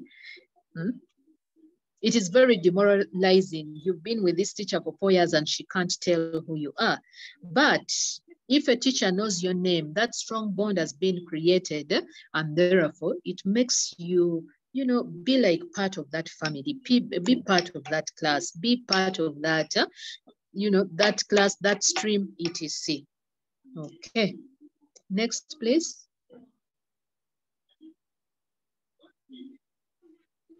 Okay, there are so many messages. Some of them are blocking what I'm reading, but thank you so much for being active in the background. Now, effective study skills for anxiety. So I'm going to, I think this is the second last slide. I'm going to go through this and then we'll open for questions. Effective study skills for anxiety, because now this platform is meant for students and teachers. So my issues here are mainly for students and maybe teachers. So students, prepare and know your material very well. If you wait for last minute revision, where you find that the teacher has brought the papers for you to enter the exam room, and you're still looking through your book in a corner, and then you have even a book kept in the toilet, so that when you ask for, you know, a break, you know, to go ease yourself, you check through the book. My dear, you're just opening up yourself for anxiety. Okay? Prepare and know your material well beforehand. Do not overstudy. Once you know the material, do not raise your anxiety level by obsessing over it. So somebody said, in my biology and chemistry and math, I always find that I have 10 books before me. Now you're opening all the 10 books. I don't know how you're going to concentrate. Yes, some people have the brain to concentrate and look at those 10 books at that particular moment. But most of us are not that genius. Most of us are not that genius. We cannot handle all that pressure from 10 books. This pamphlet is saying this pamphlet is saying that, the other pamphlet is saying that. So you'll end up being confused. Study, but do not overstudy. Do not overstudy. Please get me well. I'm not saying don't read your books. I'm saying do not overdo it. For example, for you, you go to bed at 2 a.m. and yet by 5, you have to be up, and you start another day that ends at probably 10, and you do extensions up to 3 a.m. Lack of sleep and all those other things are going to make you confused in a way. You need to work out a timetable that can help you go through it. And don't be obsessed about something. There are these people who you're going to enter a paper and they are by that door and they are saying, you know, have you read this? Have you read that? Have you read this? Have you read this topic, and that topic? You're making yourself anxious. You're making other people anxious. That is what I mean by becoming over-obsessed about something. Avoid caffeine before days when you're supposed to do a test, an exam, an AOI, activity of integration. You need to stay hydrated with water instead of taking too much coffee. It is okay to take coffee to keep you awake for you to beat a deadline. But if you make it over, you're taking 10 cups of coffee in the night, you're going to become addicted to caffeine, and it might not be good for you. Instead of hydrating you, it is probably dehydrating you. Slow down. Use the slow breathing techniques to help when your mind is racing. Okay, I've already showed you the breathing techniques. Use the slow breathing techniques to help you slow down. Cut down on your expectations, thinking that you will know everything that comes in that paper, in that test, in that activity of integration. You know it all. Will lead you to more anxiety if things don't turn out the way you are. Always leave some little room of failure, because failure is part of life. Now, when I say failure, I'm not saying that allow yourself to fail. No, I'm saying leave some belief that, okay, maybe 10 questions are coming. I might not be sure of all the 10 questions. But if I can do 7, well and good. If I can do 9, well and good. But if you say those 10 questions that are coming, I have to know all the 10 questions. You're setting yourself up for anxiety. Should these questions come and you are blank, you know nothing. Next, please.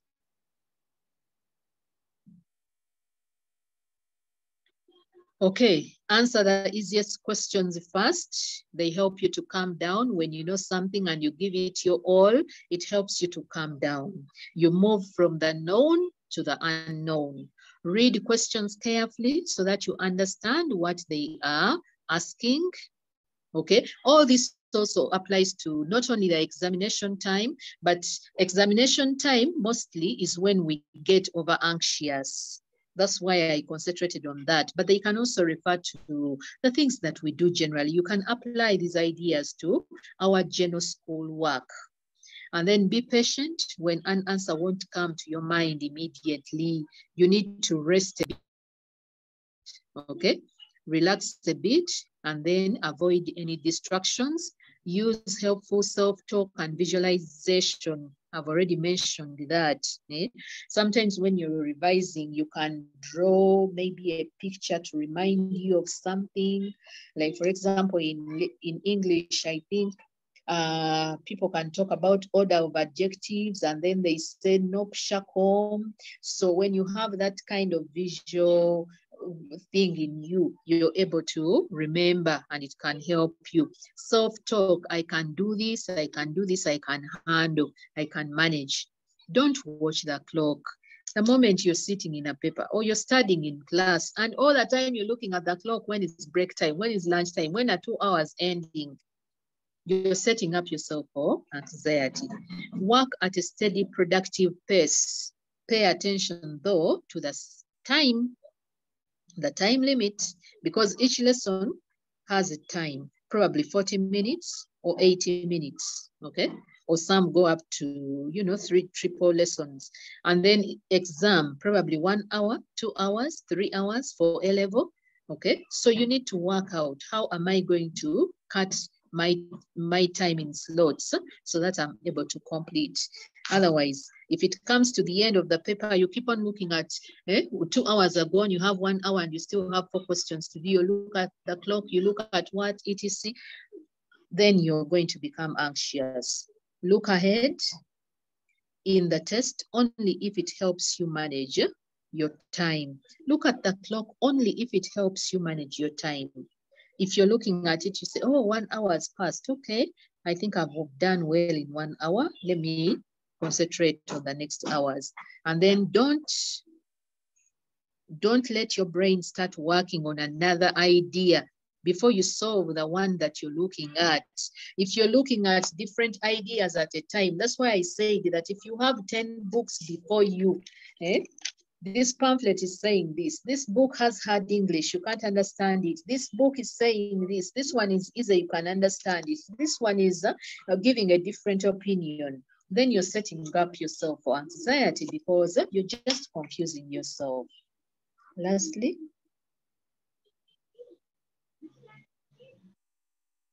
okay, I think this is our last slide. Ignore the students beside you and how fast they are working on their work or whatever they are doing. It is irrelevant. If you start looking at the people seated next to you and they are, doing their work very, very fast, you're going to become anxious. In 1 hour, somebody has asked for 10 papers for you. You have asked for 2. You don't know what they are writing. Just ignore and keep your mind set on the goal before you.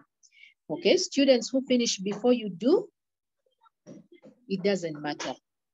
Nobody's going to award you marks for finishing early. No. Stay focused. Don't let your mind wander or worry. Stay focused. Biology is before you. Chemistry is before you. English is before you. Stay focused on that. Stop thinking about this and that and etc. Stay focused on that. Like I said, you can rewire your brain to work the way you want it to work. Ignore physical symptoms of anxiety. They will not interfere with your performance. So physical symptoms, like for example, maybe you cannot ignore if it is a diarrhea, if it is something like that, that is something you do not ignore because it's a running stomach. That's why they call it a running stomach anyway. But if it is something that you can handle, like for example, you're sweating too much, maybe you need to relax a bit. If you have a hanky, you wipe your hands, you wipe your body, your hair, your head, and then you go back to your work. But if you continue looking at your palms because you're sweating, they'll sweat the more. So these ideas here that I've just given are more to help you with your study skills for you to be able to handle anxiety. I've also looked at other management things that you can do. Mr. Kaziba, as we go to the last slide. So other things that you can put put in motion to help you. So this is our last slide. It is about questions. If you have any questions, anything to ask, Yeah, I think this is the time. There was somebody who had written in the chat something about my mom died, but I couldn't read the entire chat. It kept on moving. I don't know what the question was about. Okay, let me first stop screening and let me so that I can extract all the chats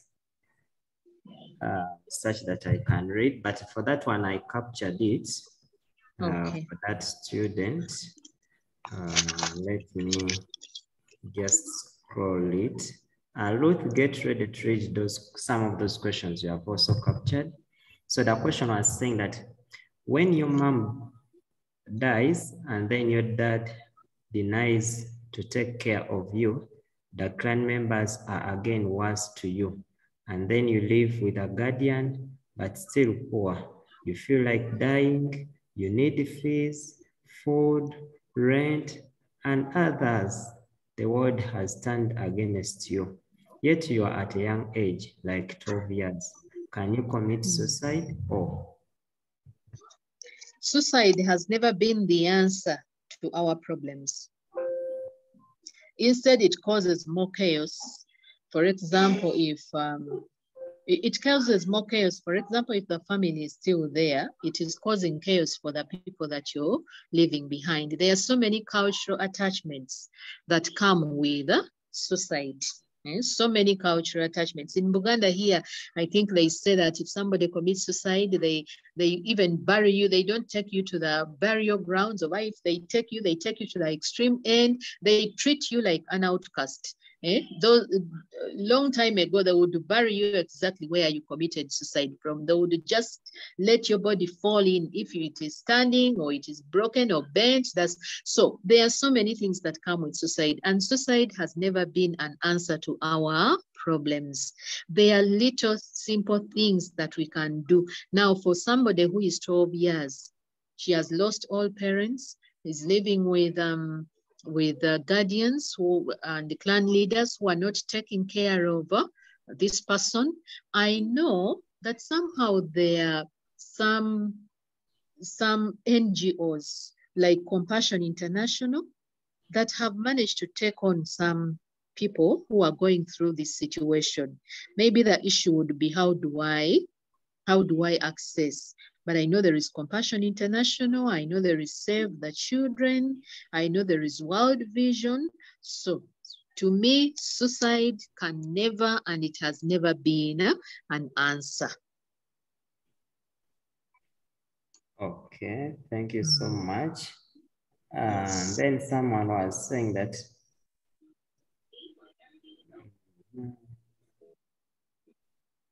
I think you're going to talk about someone was talking about panic attacks. Maybe you throw some light on that. Now, a panic attack is an extreme, symptom of anxiety. A panic attack is an extreme symptom of anxiety. A panic attack is like a combination of some of the symptoms. For example, heavy breathing, fast breathing, and then the heart racing so fast, and then sweaty palms, and maybe probably diarrhea. If all those things come together, if you're facing a situation of anxiety, if all those things come together, then they can cause what you call a panic attack. Some people, the panic attack can be so extreme that they even the airwaves might try to close off, okay? That you're not breathing so well. So that can happen. So the panic attack is an extreme symptom. So most of us who go through that normal anxiety because of a situation that we are facing at the moment, we might not go up to the extent of a panic attack. But some people whose anxiety has gone beyond, they go into a panic attack. And if a panic attack happens, my dear, don't just ignore it. If it happens today, tomorrow, and the other day, it can become a disorder. So you need to find ways of overcoming it. Breathing exercises can help. There are also other things that are more handled by people who are trained, like counseling psychologists, clinical psychologists, psychiatrists. Those people can help if that is the extent of a panic attack. Okay, thank you so much. Another one, at times I really just don't feel like talking to anyone, and if someone forces me, I end up quarreling. So if I keep quiet, and if someone forces me, I end up quarreling. If I keep quiet and I do something, so if I keep quiet, I try doing something better. Okay, there are times when we need to be by ourselves. If it is not isolation all the time, it is not bad. There are times when you need your me time. That's why they call it me time. But your me time should not be every day, every time, every minute, every hour. Then that is isolation. You need people, because no man is an island, like I said. We need people, and man is a social animal. We need people in order for us to be able to complete our tasks, to complete our goals, to achieve what we need, okay? So irritability is what you're talking about. That's, you want to be by yourself and then somebody forces you to speak. You become irritable and angry and annoyed, which we said also is a symptom of anxiety. You become so angry because somebody is just asking you something little, but you want to be by yourself. Now, it is okay to feel like I don't want to talk today. But if it continues every day, every day, every day, every single hour, every single minute, then it is not something good. Okay, thank you so much. Now we have finished the chat. Those who have questions, kindly raise up your hand and ask. Let me start with Maria.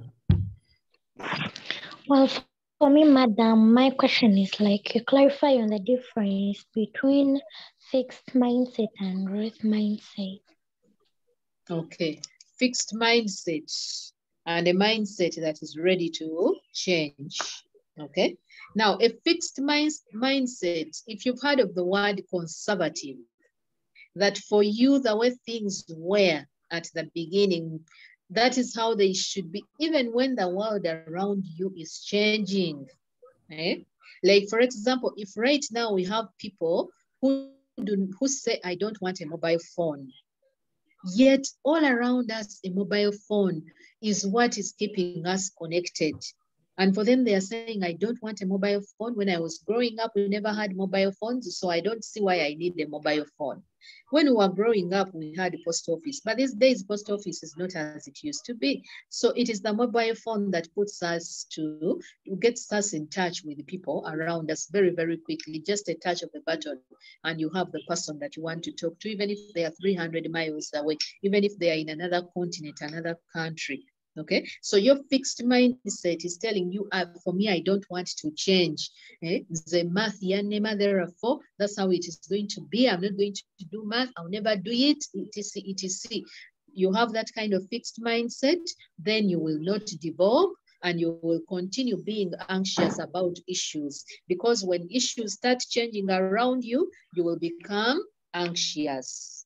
Okay, but a growth mindset is where you know that things change, and therefore I can also change. Where I felt I cannot manage, maybe if I put in a little more effort, I can manage. Where I felt I fear this teacher, therefore what he's teaching I cannot pick, I can use my friend. I can use somebody who is who understands everything in class. She can give me a few minutes of her time and coach me in understanding. That is a growth mindset. But your fixed mindset is saying, I can't ask my fellow student to help me. So I hope you get the difference between that. Growth, allow your mindset to grow, allow change to come into your life, good change. Fixed, you're conservative, you don't allow any change, whether it is good or bad, you don't allow it to come in your life. Okay. Okay, thank you so much, teacher Juliet. Let me hear from Agatha. Agatha, any minutes? Okay, teacher, my concern is like you told us that like reading too much, something like that. But like for me, I see like I benefit when I read too much. Yes. Now, like I said, that anxiety happens differently to the different people. Some people, when they overdo it, they become confused. But if for you, reading too much is good for you, go ahead and do that. Because if you don't get confused and your goal is to, to pass, your goal is to achieve, your goal is to excel, then if reading too hard is good for you and doesn't affect you in any way, doesn't make you anxious, that is okay. That is okay. But for people who are reading this, reading that, reading too much, don't sleep, don't eat, see, at the end of the day, you are going to lose everything because you're not sleeping well. At the time when you're supposed to be listening to the teacher in class, you're dozing because the previous night you didn't get enough sleep. But if it works for you, that is okay. Okay. Okay, thank you. Patricia? Okay, madam. My concern is like you're in class, the teacher is teaching, then you're failing to understand anything, but then you fear to raise up your hand. And then you take the risk to raise your hand. Then you're like, so I'm not understanding anything. And then the teacher is like, for you, you're not understanding, yet everyone is understanding. Okay, I don't know what's wrong with you. All the time you're raising your hand, you're not understanding. Like that. So you fear now the next time, whenever the teacher is teaching, you fear even to ask him, okay, like he's now done teaching, you go and ask a fellow student, like, help me and explain to me what the teacher has told. And then the student is also like, I didn't understand very well. So now you fear to go and approach that teacher. How can I what do I do at that point? Okay, thank you for that question. Now, I said in one of the management coping skills that we mentioned, I said there is where we take a break. You might have to, if you feel that you are in this lesson and surely you're not picking anything, instead of putting your head down to sleep, something that might indicate you're probably even minimizing the teacher, take a break by asking for permission to go out. You can go out for a minute. You walk around for a minute. Go around the block so that you're able to bring back your mind to the situation. Go to the bathroom. If there is water there, wash your face to keep it alert. Come back to your class. By the time you come back, you'll be a little bit more alert. But the more you stay in that class where you're not understanding, please listen to me carefully. I'm not saying walk out and go away. Ask for permission and take a break. Go outside. And the break should not be 20 minutes, 30 minutes. You've asked for permission to go for a short for 30 minutes. You're not back. No, a few minutes, at most 10 minutes, you're already back in a class. It will help you to open up your thinking and you'll be able to focus in class. Now, in one of the ways of management, I also had a management caution to teachers and parents where I said that please teachers and parents, let us create an environment where we allow our students to speak, to give their voice. I think this is where I meant that teachers who usually say, you don't understand etc. Please create an environment. This is where you come in. Create an environment where you should understand that these students do not have the same understanding capacity. These students might be good in this area and performing weakly in the other area. This student might have an issue that is going on right now in their lives. They are handling something is bothering them. So we need to create room as parents, we need to create room as teachers to understand that we do not expect 100% concentration all the time. So that is something. Now, you said that if you decided to walk out and see the teacher to ask the question, I think sometimes people can just, coil. Most people will coil, and that will be more anxiety for them. Okay?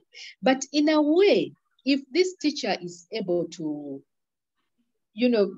to understand what your issue is, and you approach what you call muntu, or you approach respectfully, or you have an issue and you raise it with your class teacher to help you out. I think if this teacher is really human, which they are, because teachers are taught to be human anyway, they deal with the social capital. So, which they are, therefore, I think in a way, you'll be able to maneuver through the situation.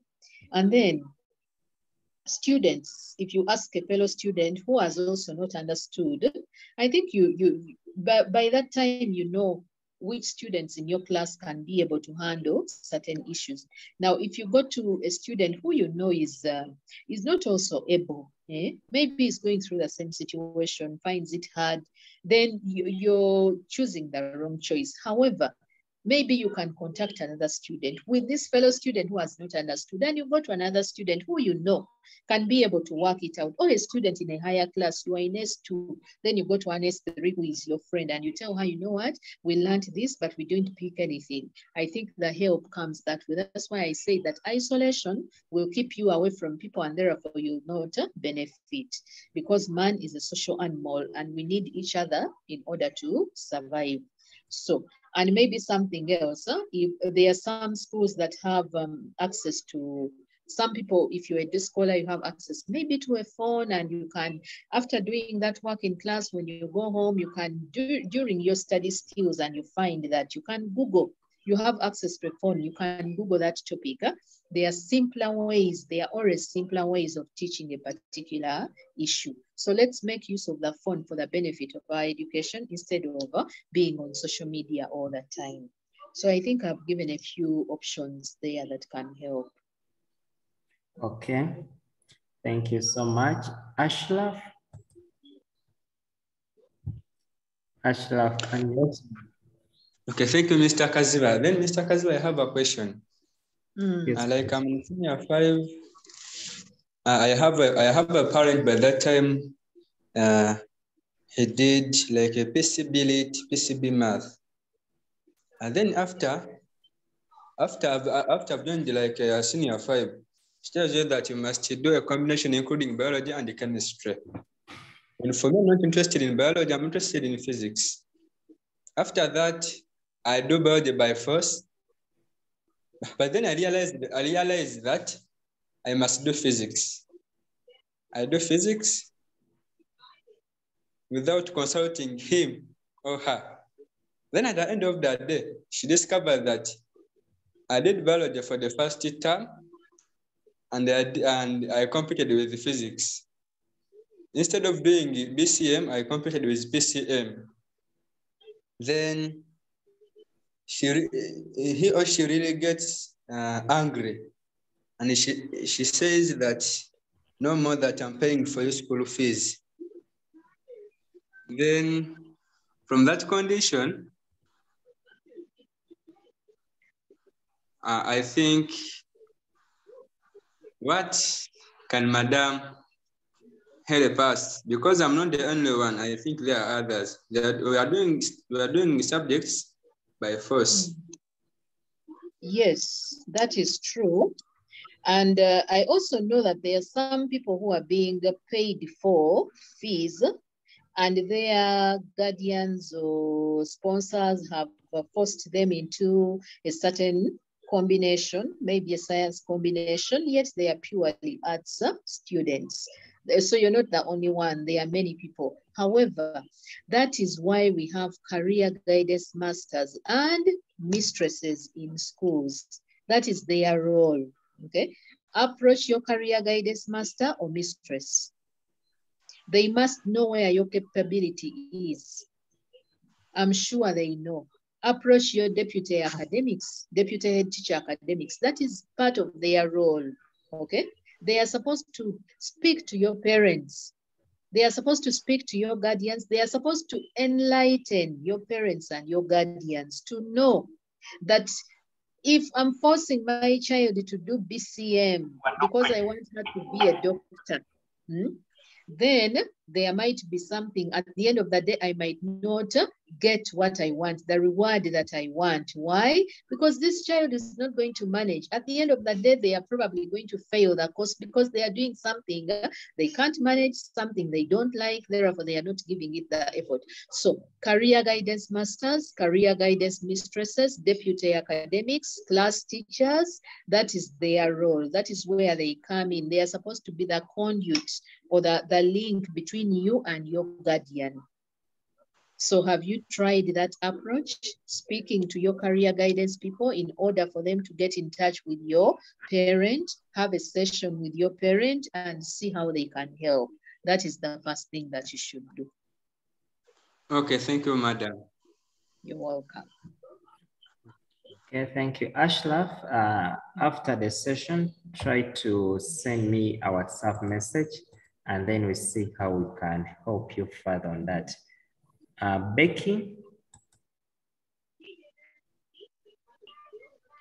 Excuse me, teacher. Like, what if you find that you're getting confused anytime, like, just abrupt?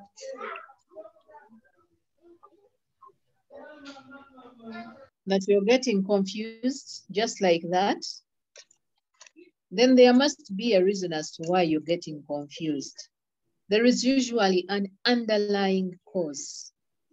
There is usually an underlying cause. For example, if you're ever tired, you're ever tired, even when you eat enough food, you're ever tired, you might find that there is an underlying medical issue that has not been found out. I've known of people who have iron deficiency and they struggle with energy all the time, those things, okay? So there must be an underlying cause. When you're confused all the time, there must be something. So you need to find out what is that. That is why I said that you need to make a journal. You need to write down things that are happening to you in a day. At the end of the week, look at what happened to you on Monday, what happened on Tuesday, what happened on Wednesday. If the same pattern appears, then look at that pattern and see how can I help. If the pattern shows that every 2 p.m. I'm always dozing on Monday, dozing on Tuesday, dozing on Wednesday up to Saturday, 2 p.m. I'm always dozing, then you have to work on your sleep patterns. Is it because I'm not sleeping well at night? Is it because I'm not, there is something that I'm lacking, etc. So there could be something underlying. Or sometimes some people can be on medication. Some medication can also cause side effects that make you forgetful, that make you confused. Even cough mixture, some of it can make you, put you in that kind of situation. Okay. Okay, thank you. Then Madam, another question I want to ask is about this thing of emotional something. That is about emotional, the symptoms, under the emotional ones. Like you talked about hopelessness and despair. Like I would like you to elaborate on that. I did not get it very well. Okay. Do you know the meaning of the word hopeless? Forget the way people use the word hopeless to abuse others, but the real meaning in the dictionary of the word hopeless is when you don't have hope. So you feel hopeless, as in you start telling yourself, even if I read hard, of what benefit is it? Even if I do this, many people are on the streets, they don't have jobs. Why am I even in school? That is hopelessness. Anxiety can lead you to hopelessness. And then despair is the extreme end of hopelessness, as in you have lost it all, you don't have any hope at all. At least hopelessness, you can say, maybe today I feel hopeless, but tomorrow I can work on something and become better. But despair is now the extreme hopelessness, that you have lost it all, you have no hope at all, you're in that kind of state. Okay, is that okay? Okay, thank you so much. Elizabeth?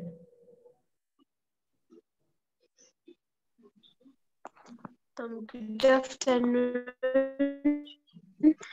So my question is like, how can we contact you, or like, do you have recommendations of trained personnel for someone who has like extreme anxiety and has had it for years? I have many contacts. I have many contacts of people who can help. I know many counselors. I know many psychiatrists. I know many psychologists, many clinical psychologists, and all that, people who are in that world of helping others. They call it the helping profession, but it's not helping just because you can help, but it's helping because you have studied and you have a background and knowledge of human development, and you can be able to help a person to overcome a situation like extreme anxiety, despair, stress, and all that, okay? But it also takes commitment from you, the person who is seeking help. Okay, so I don't know if I should read out my number or Mr. Kaziba will share my number. It is okay, Teacher Juliet, read out your number, but I'm going to share it again on their groups. Okay, so my number is 0757 186 076. 0757 186 076. That is a WhatsApp number. I have also an MTN number. It is 07892 14778. 07892 14778. Thank you. Okay, thank you so much. Then Icon.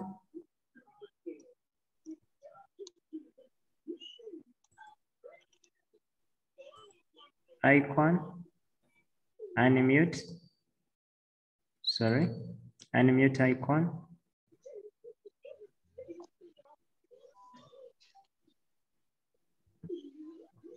Icon, unmute. I think Icon, you have a challenge. Patricia? Okay. My question is, like, for us, the new curriculum students, okay, we have to do a lot of research. And then you've gone to the library, you've got some book, the research, and then the work you've got there is different from the one again you get from another book.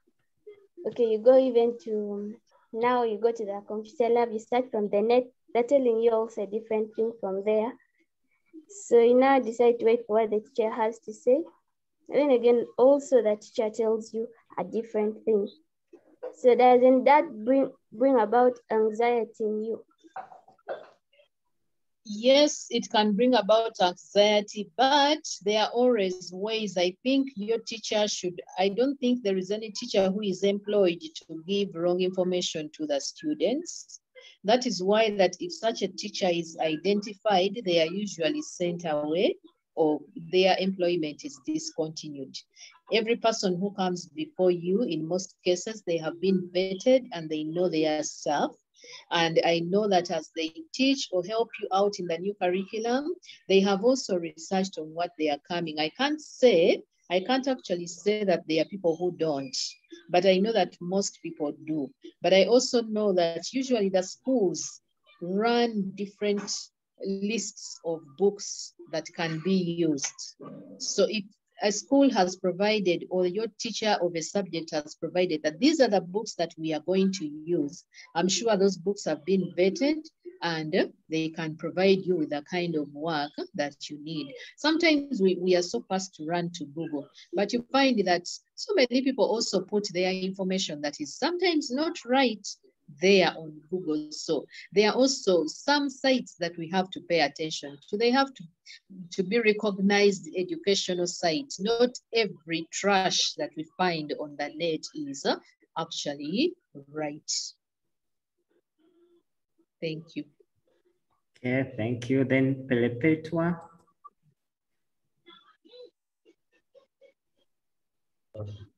Thank you, Mr. Kaziba and Madam Juliet. I would like to ask you that what could be the best time for concentration? Is it morning prep time or evening prep time? Which time should we fully maximize? Actually, it depends on people. Some people understand better very early in the morning. Some people even understand better at 3 a.m., at 4 a.m., and for them, they have to do those wee hours. We used to call them what, Banag? Winter. We used to call it winter when I was in school. Some people would even put their feet in a basin of water. Crazy. But they would put their feet in a basin of water in order to revise very early in the morning.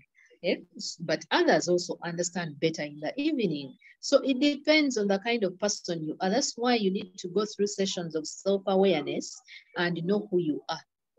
Who are you? What are your strengths? What are your weaknesses? What opportunities do you have? Okay. And what threats do you face? And how best can you tackle? So are you the kind of person who is a morning person? Then read in the morning, you will understand things better. Are you the kind of person who understands better after a very tiring day?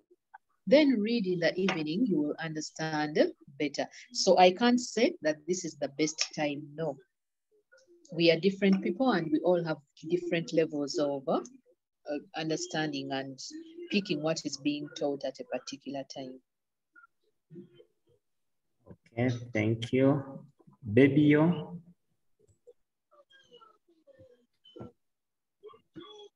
Babyo. Teacher, I just wanted to tell you that for me, I can be in class, I can be teaching. I really want to be focused, but okay, I can really try to pay attention, but I'll not, like, sometimes I don't get what the teacher says. Are you totally focused? Or are you thinking about other things? For example, I saw in the chat someone was saying there that how about when you are in class and you're thinking about your boyfriend that you left home? Are we totally focused? Yes, so teacher. You need to be totally focused. You need to look at some of the things that the management, I think there were study skills. The study skills that I gave at the end. If you follow some of them, but again, it also starts with you understanding who you are. Who you are, what is it that you can manage? What is it that you can't manage? And if possible, how can you, or what can you do to change the situation of areas where you find difficulties? What opportunities are available for you to use? Okay. So if you concentrate, I think if you give it your maximum attention, you'll be able to handle. If you still give it your maximum attention and you know there is nothing bothering you, you're always able to, pay attention, but you still find things are hard, then you look into your eating habits, you look into your medical issues. I've said there is a student one time I taught who was ever sleeping in class. Then I suggested to the parent, maybe you have this person do a full body blood count. And when they did a blood count, they found that the girl was so anemic. And that was the reason as to why she was always tired and ever sleeping. And when that was corrected, she was one of the best students. So need to know who you are. Okay, thank you, teacher. And lastly, Agatha. Okay, madam. Another thing I would like to inquire from you is like about that thing of, you talked about reading. You talked about like reading and then you go to the paper when if they bring 8 questions, you can answer 5 of them or something like that. Madam, for us in the new curriculum, let me give an example of history. And in my school, they will bring a paper which is out of 80. Then now imagine I'm going to the paper when I know only 5 questions paper, and I've told me to answer all the questions. There are 8 and all of them carry 10 marks, meaning I would have lost 30 marks already. Now, when I said that, I didn't say it is the gospel truth, that nothing can change. When I said that, I was very clear. I said that sometimes we need to leave room to know that things might not turn out the way I'm expecting them to turn out. Much as I have done a lot of revision, that day, I might not be feeling very well when I'm supposed to do the paper. I might wake up sickish, let me say. And then I get to the paper, I read everything, I know everything, but because I have a condition that has just happened that day, I might not be able to answer all the 8 questions. So when it happens, you're not very anxious. However, if you're the kind of person who is 100% perfectionist, and for you, everything should be the way it should, and it is the gospel truth, you might have anxiety, a lot of anxiety coming up. Should you fall sick on that very morning of the question, of the papers that you're going to do, when you get there, you find, okay, you read, but now you can't answer it very well. Why? Because you're not feeling well, your head is pumping, thumping, etc. You might open yourself up to anxiety. So that's why I say that as we do whatever we do, we should always remember that sometimes things don't go the way we expect them to go. Okay, so, Madam, thank you for that. And I also have another question. Yes, like, please. I remember when I was going to go for like when we are having papers this term, the previous term we have just ended, like when other option was like, you have optional subjects. So people who do foods and nutrition, art and agriculture, we had not yet done our optionals, but ICT and literature, they were done with their optional. So now in the morning we had math, and the previous day was a Sunday, so I was only reading mathematics. Now when I started reading NFT, I started shivering and I couldn't read anything, so I didn't read anything. And when I reached in the paper, my hands were just shivering, I was sweating, and like I don't even remember how I got to write the paper, but I completed it. That is the anxiety that we are talking about. That is the anxiety because now you spent the whole day, the previous day, looking at mathematics. And then you find out you have another paper of a different subject that is coming the following morning. You have not even got the time to read through. So sometimes there is nothing much you can do apart from looking through, and you go and then do what you can do. Because the beauty about the new curriculum, you can never be completely blank. If you have attended the lessons and participated in the discussions, the group work, and all that, if you have been a student in that class, you can never be completely blank. You might have an idea of what you're supposed to do. That is the beauty about the new curriculum. Okay, thank you, Madam. Okay. You're welcome. Lastly, Patricia. Okay, Madam. There's somewhere you are saying about patience, like if the answer is failing to come to your mind, you have to be patient. Okay, now, Madam, like take this example. You're in a paper, you're left with only 2 minutes to go out, and then you're panicking. You're trying to, then you put in that patience to literally bring the answer.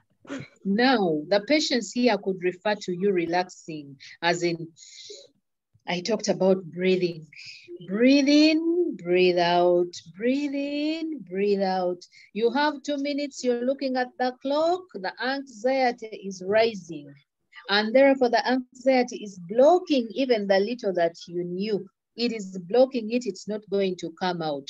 So you're just wasting your time. However, if you employ some of the exercises, and the most immediate is the breathing in and breathing out for you to relax, you might be able to capture some of your normality. Have you heard that, Patricia? Yes, Madam. How will it help? How will it help? When you come back to normality, you said that you have read and you know something, but now you're very anxious. It's only 2 minutes. Now, if you are in a situation where you're anxious and then you handle that situation by looking at the clock and making yourself more anxious, I tell you that answer, even if it's hidden in your brain, it will not come out. However, if you have really read and something is before you and you know it, but time is rushing out, don't panic.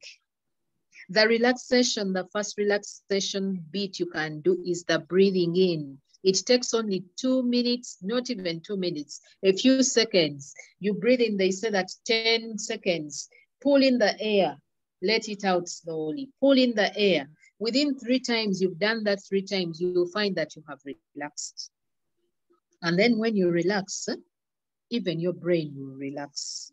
And by chance, you might be able to bring out that answer that is seated at the back of your mind. Have you ever seen people where you know the person's name and you feel the name is there, but it's not coming out, but it is there because you're anxious, that name will not come.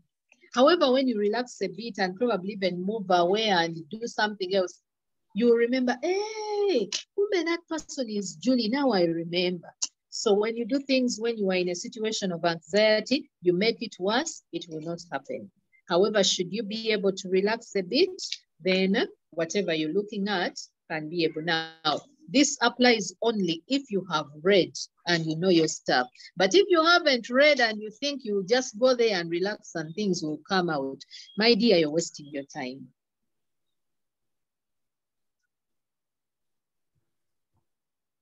I think that's it, Patricia. Thank you, madam. Okay, hope it helps. Mr. Kaziba, I think that's it. Okay, thank you so much. Unless someone has the very last question, in case you have any burning question. Okay, Letitia, you are the last. Hello. Letitia. Thank you, teacher. So I'm asking, if someone is anxious, can they self-harm and how do they stop it?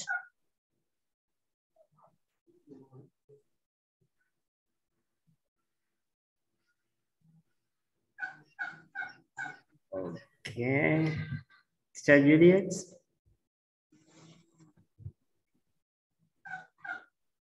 Teacher Juliet? Oh, it seems Teacher Juliet is got some technical issue. Teacher Juliet, can you hear us?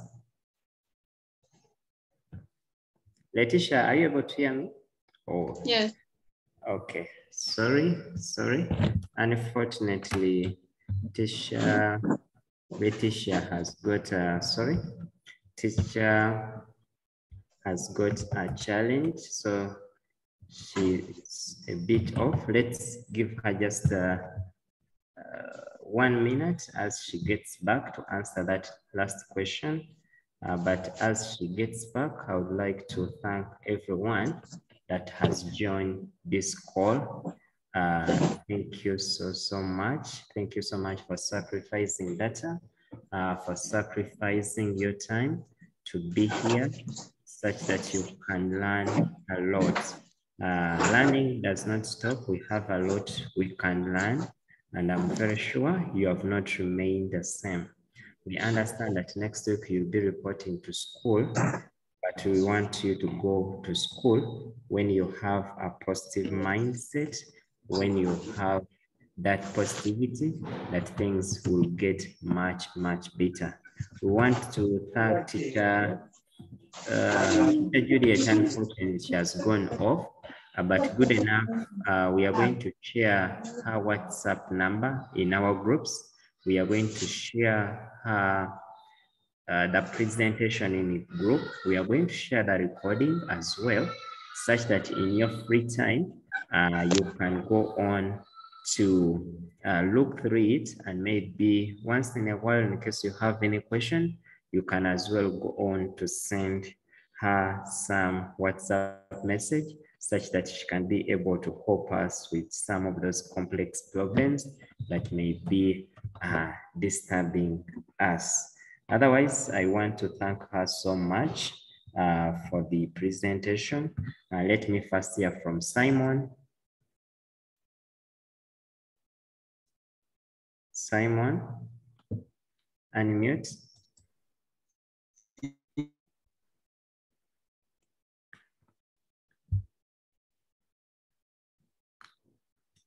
Okay, Simon, I'm not getting you. It seems your network is not so clear, so I'm failing to get you. I'm failing to really get you, but we are sorry about that. Probably you can just send a message in the chat. Otherwise, I want to thank you so much. Today or tomorrow, in fact, today, we shall share a circular in our... Unfortunately,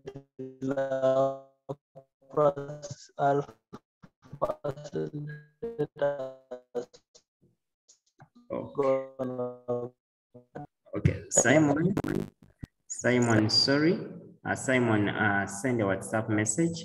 We shall be able to share with you the response to your question. I want to thank you so much, dear friends.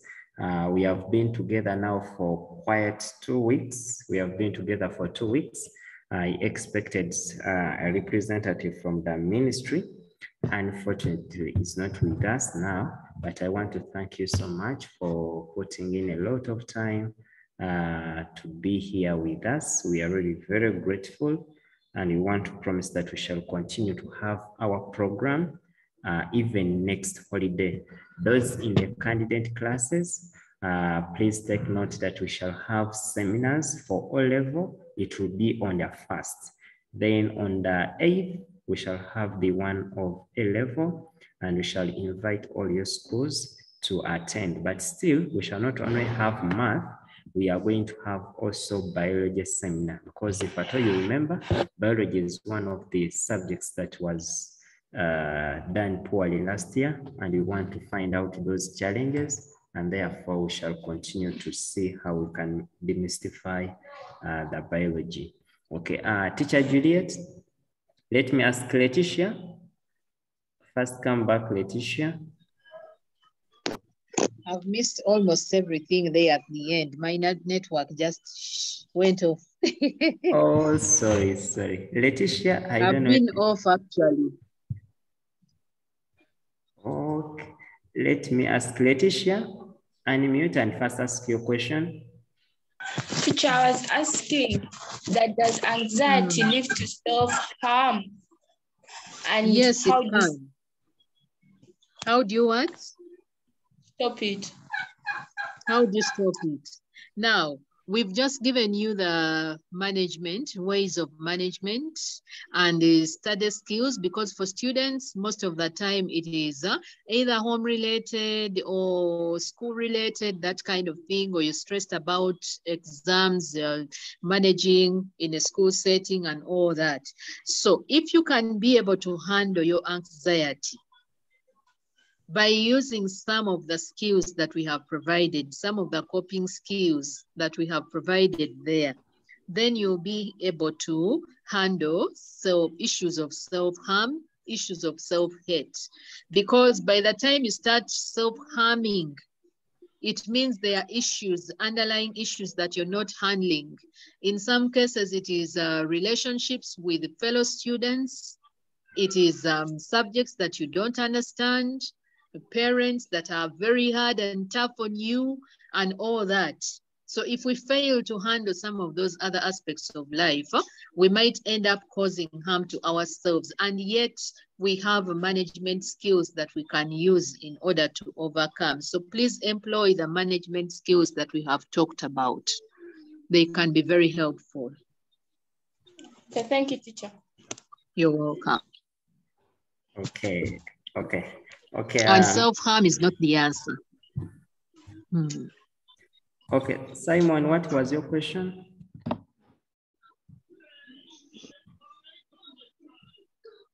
Now, am I clear? Yes. Okay. My makes me anxious is when you prepare for something, then when that time comes for you to present what you have prepared,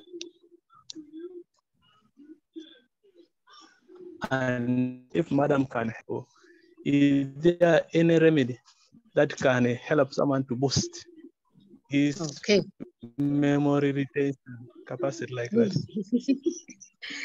Now, I don't know if the presentation is supposed to be, you're talking about an exam. Inquiring. Because if it's an exam, unfortunately, you're not allowed to take in any material to help you remember, okay? But if you have read and you're just becoming anxious and the anxiety is blocking your brain from giving you the information that you have stored in there, then you need to employ some of the things. And the most immediate is the breathing,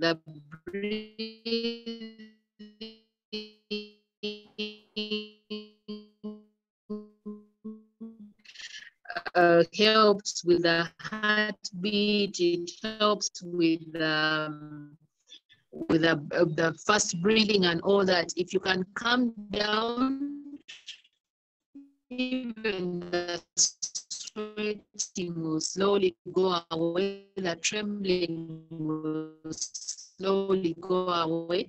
Taking a break, like you stay focused. You put your head down for a minute and stay focused. Don't concentrate on people besides you who are writing and churning out papers like this. Don't concentrate on those and think about you and what you have read and you have in your head.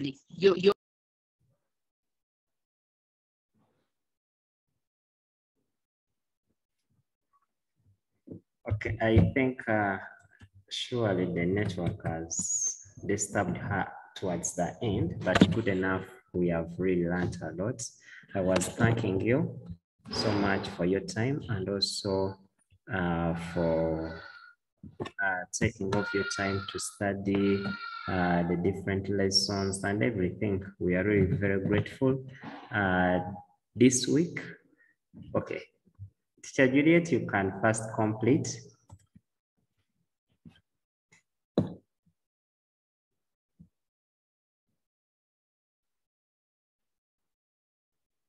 Teacher Juliet.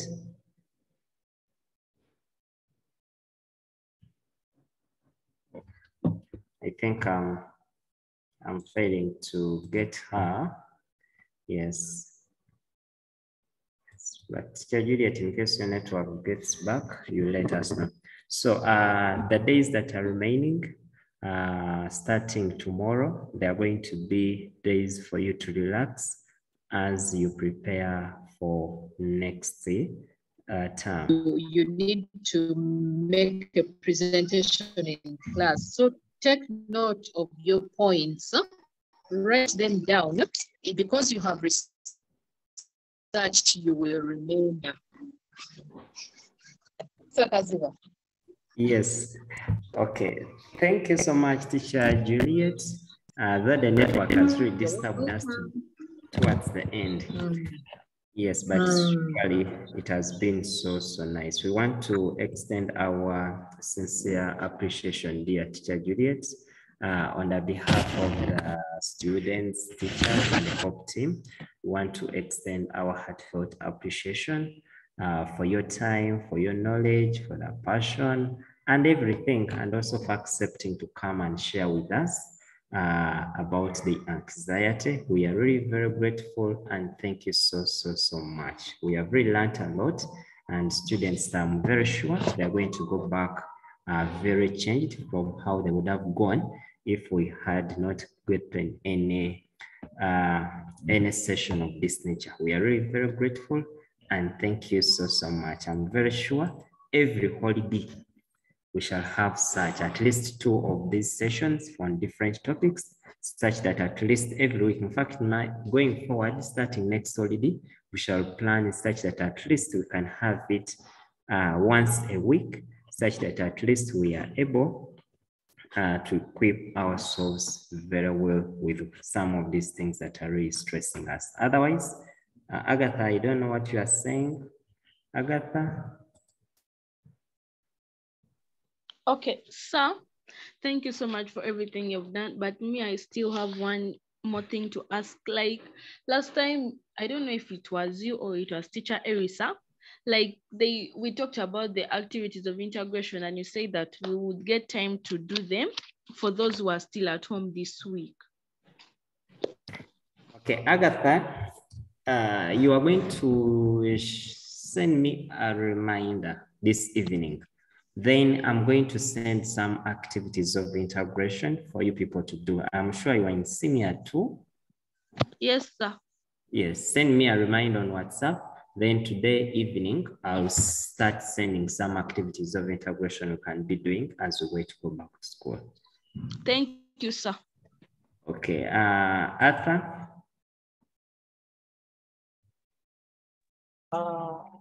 My concern is if we're having other lessons this week. I beg your pardon, if we are? Having other lessons this week. Oh, okay. Arthur, we are not going to have any other lesson this week, but we are going to be sharing some questions that you can do and we can discuss on the group. Alternatively, we thought of doing, there's a certain course that the ministry wanted us to do, but I'm saying we are running short of time. So what we are going to do, we are going to share some questions on a daily basis that you can be trying out, because we have noticed that some schools have already reported, some went back, some went yesterday, others are going this week. So many of us are going back, and some are shopping. So we don't want to get a bit of interruptions on the way, but we can share some work such that we can keep a bit active. But in case you find any questions, we can call out a discussion probably late in the evening when people are not so busy. Okay. Now, anyone, in case you have any question, but outside this, you can ask as well.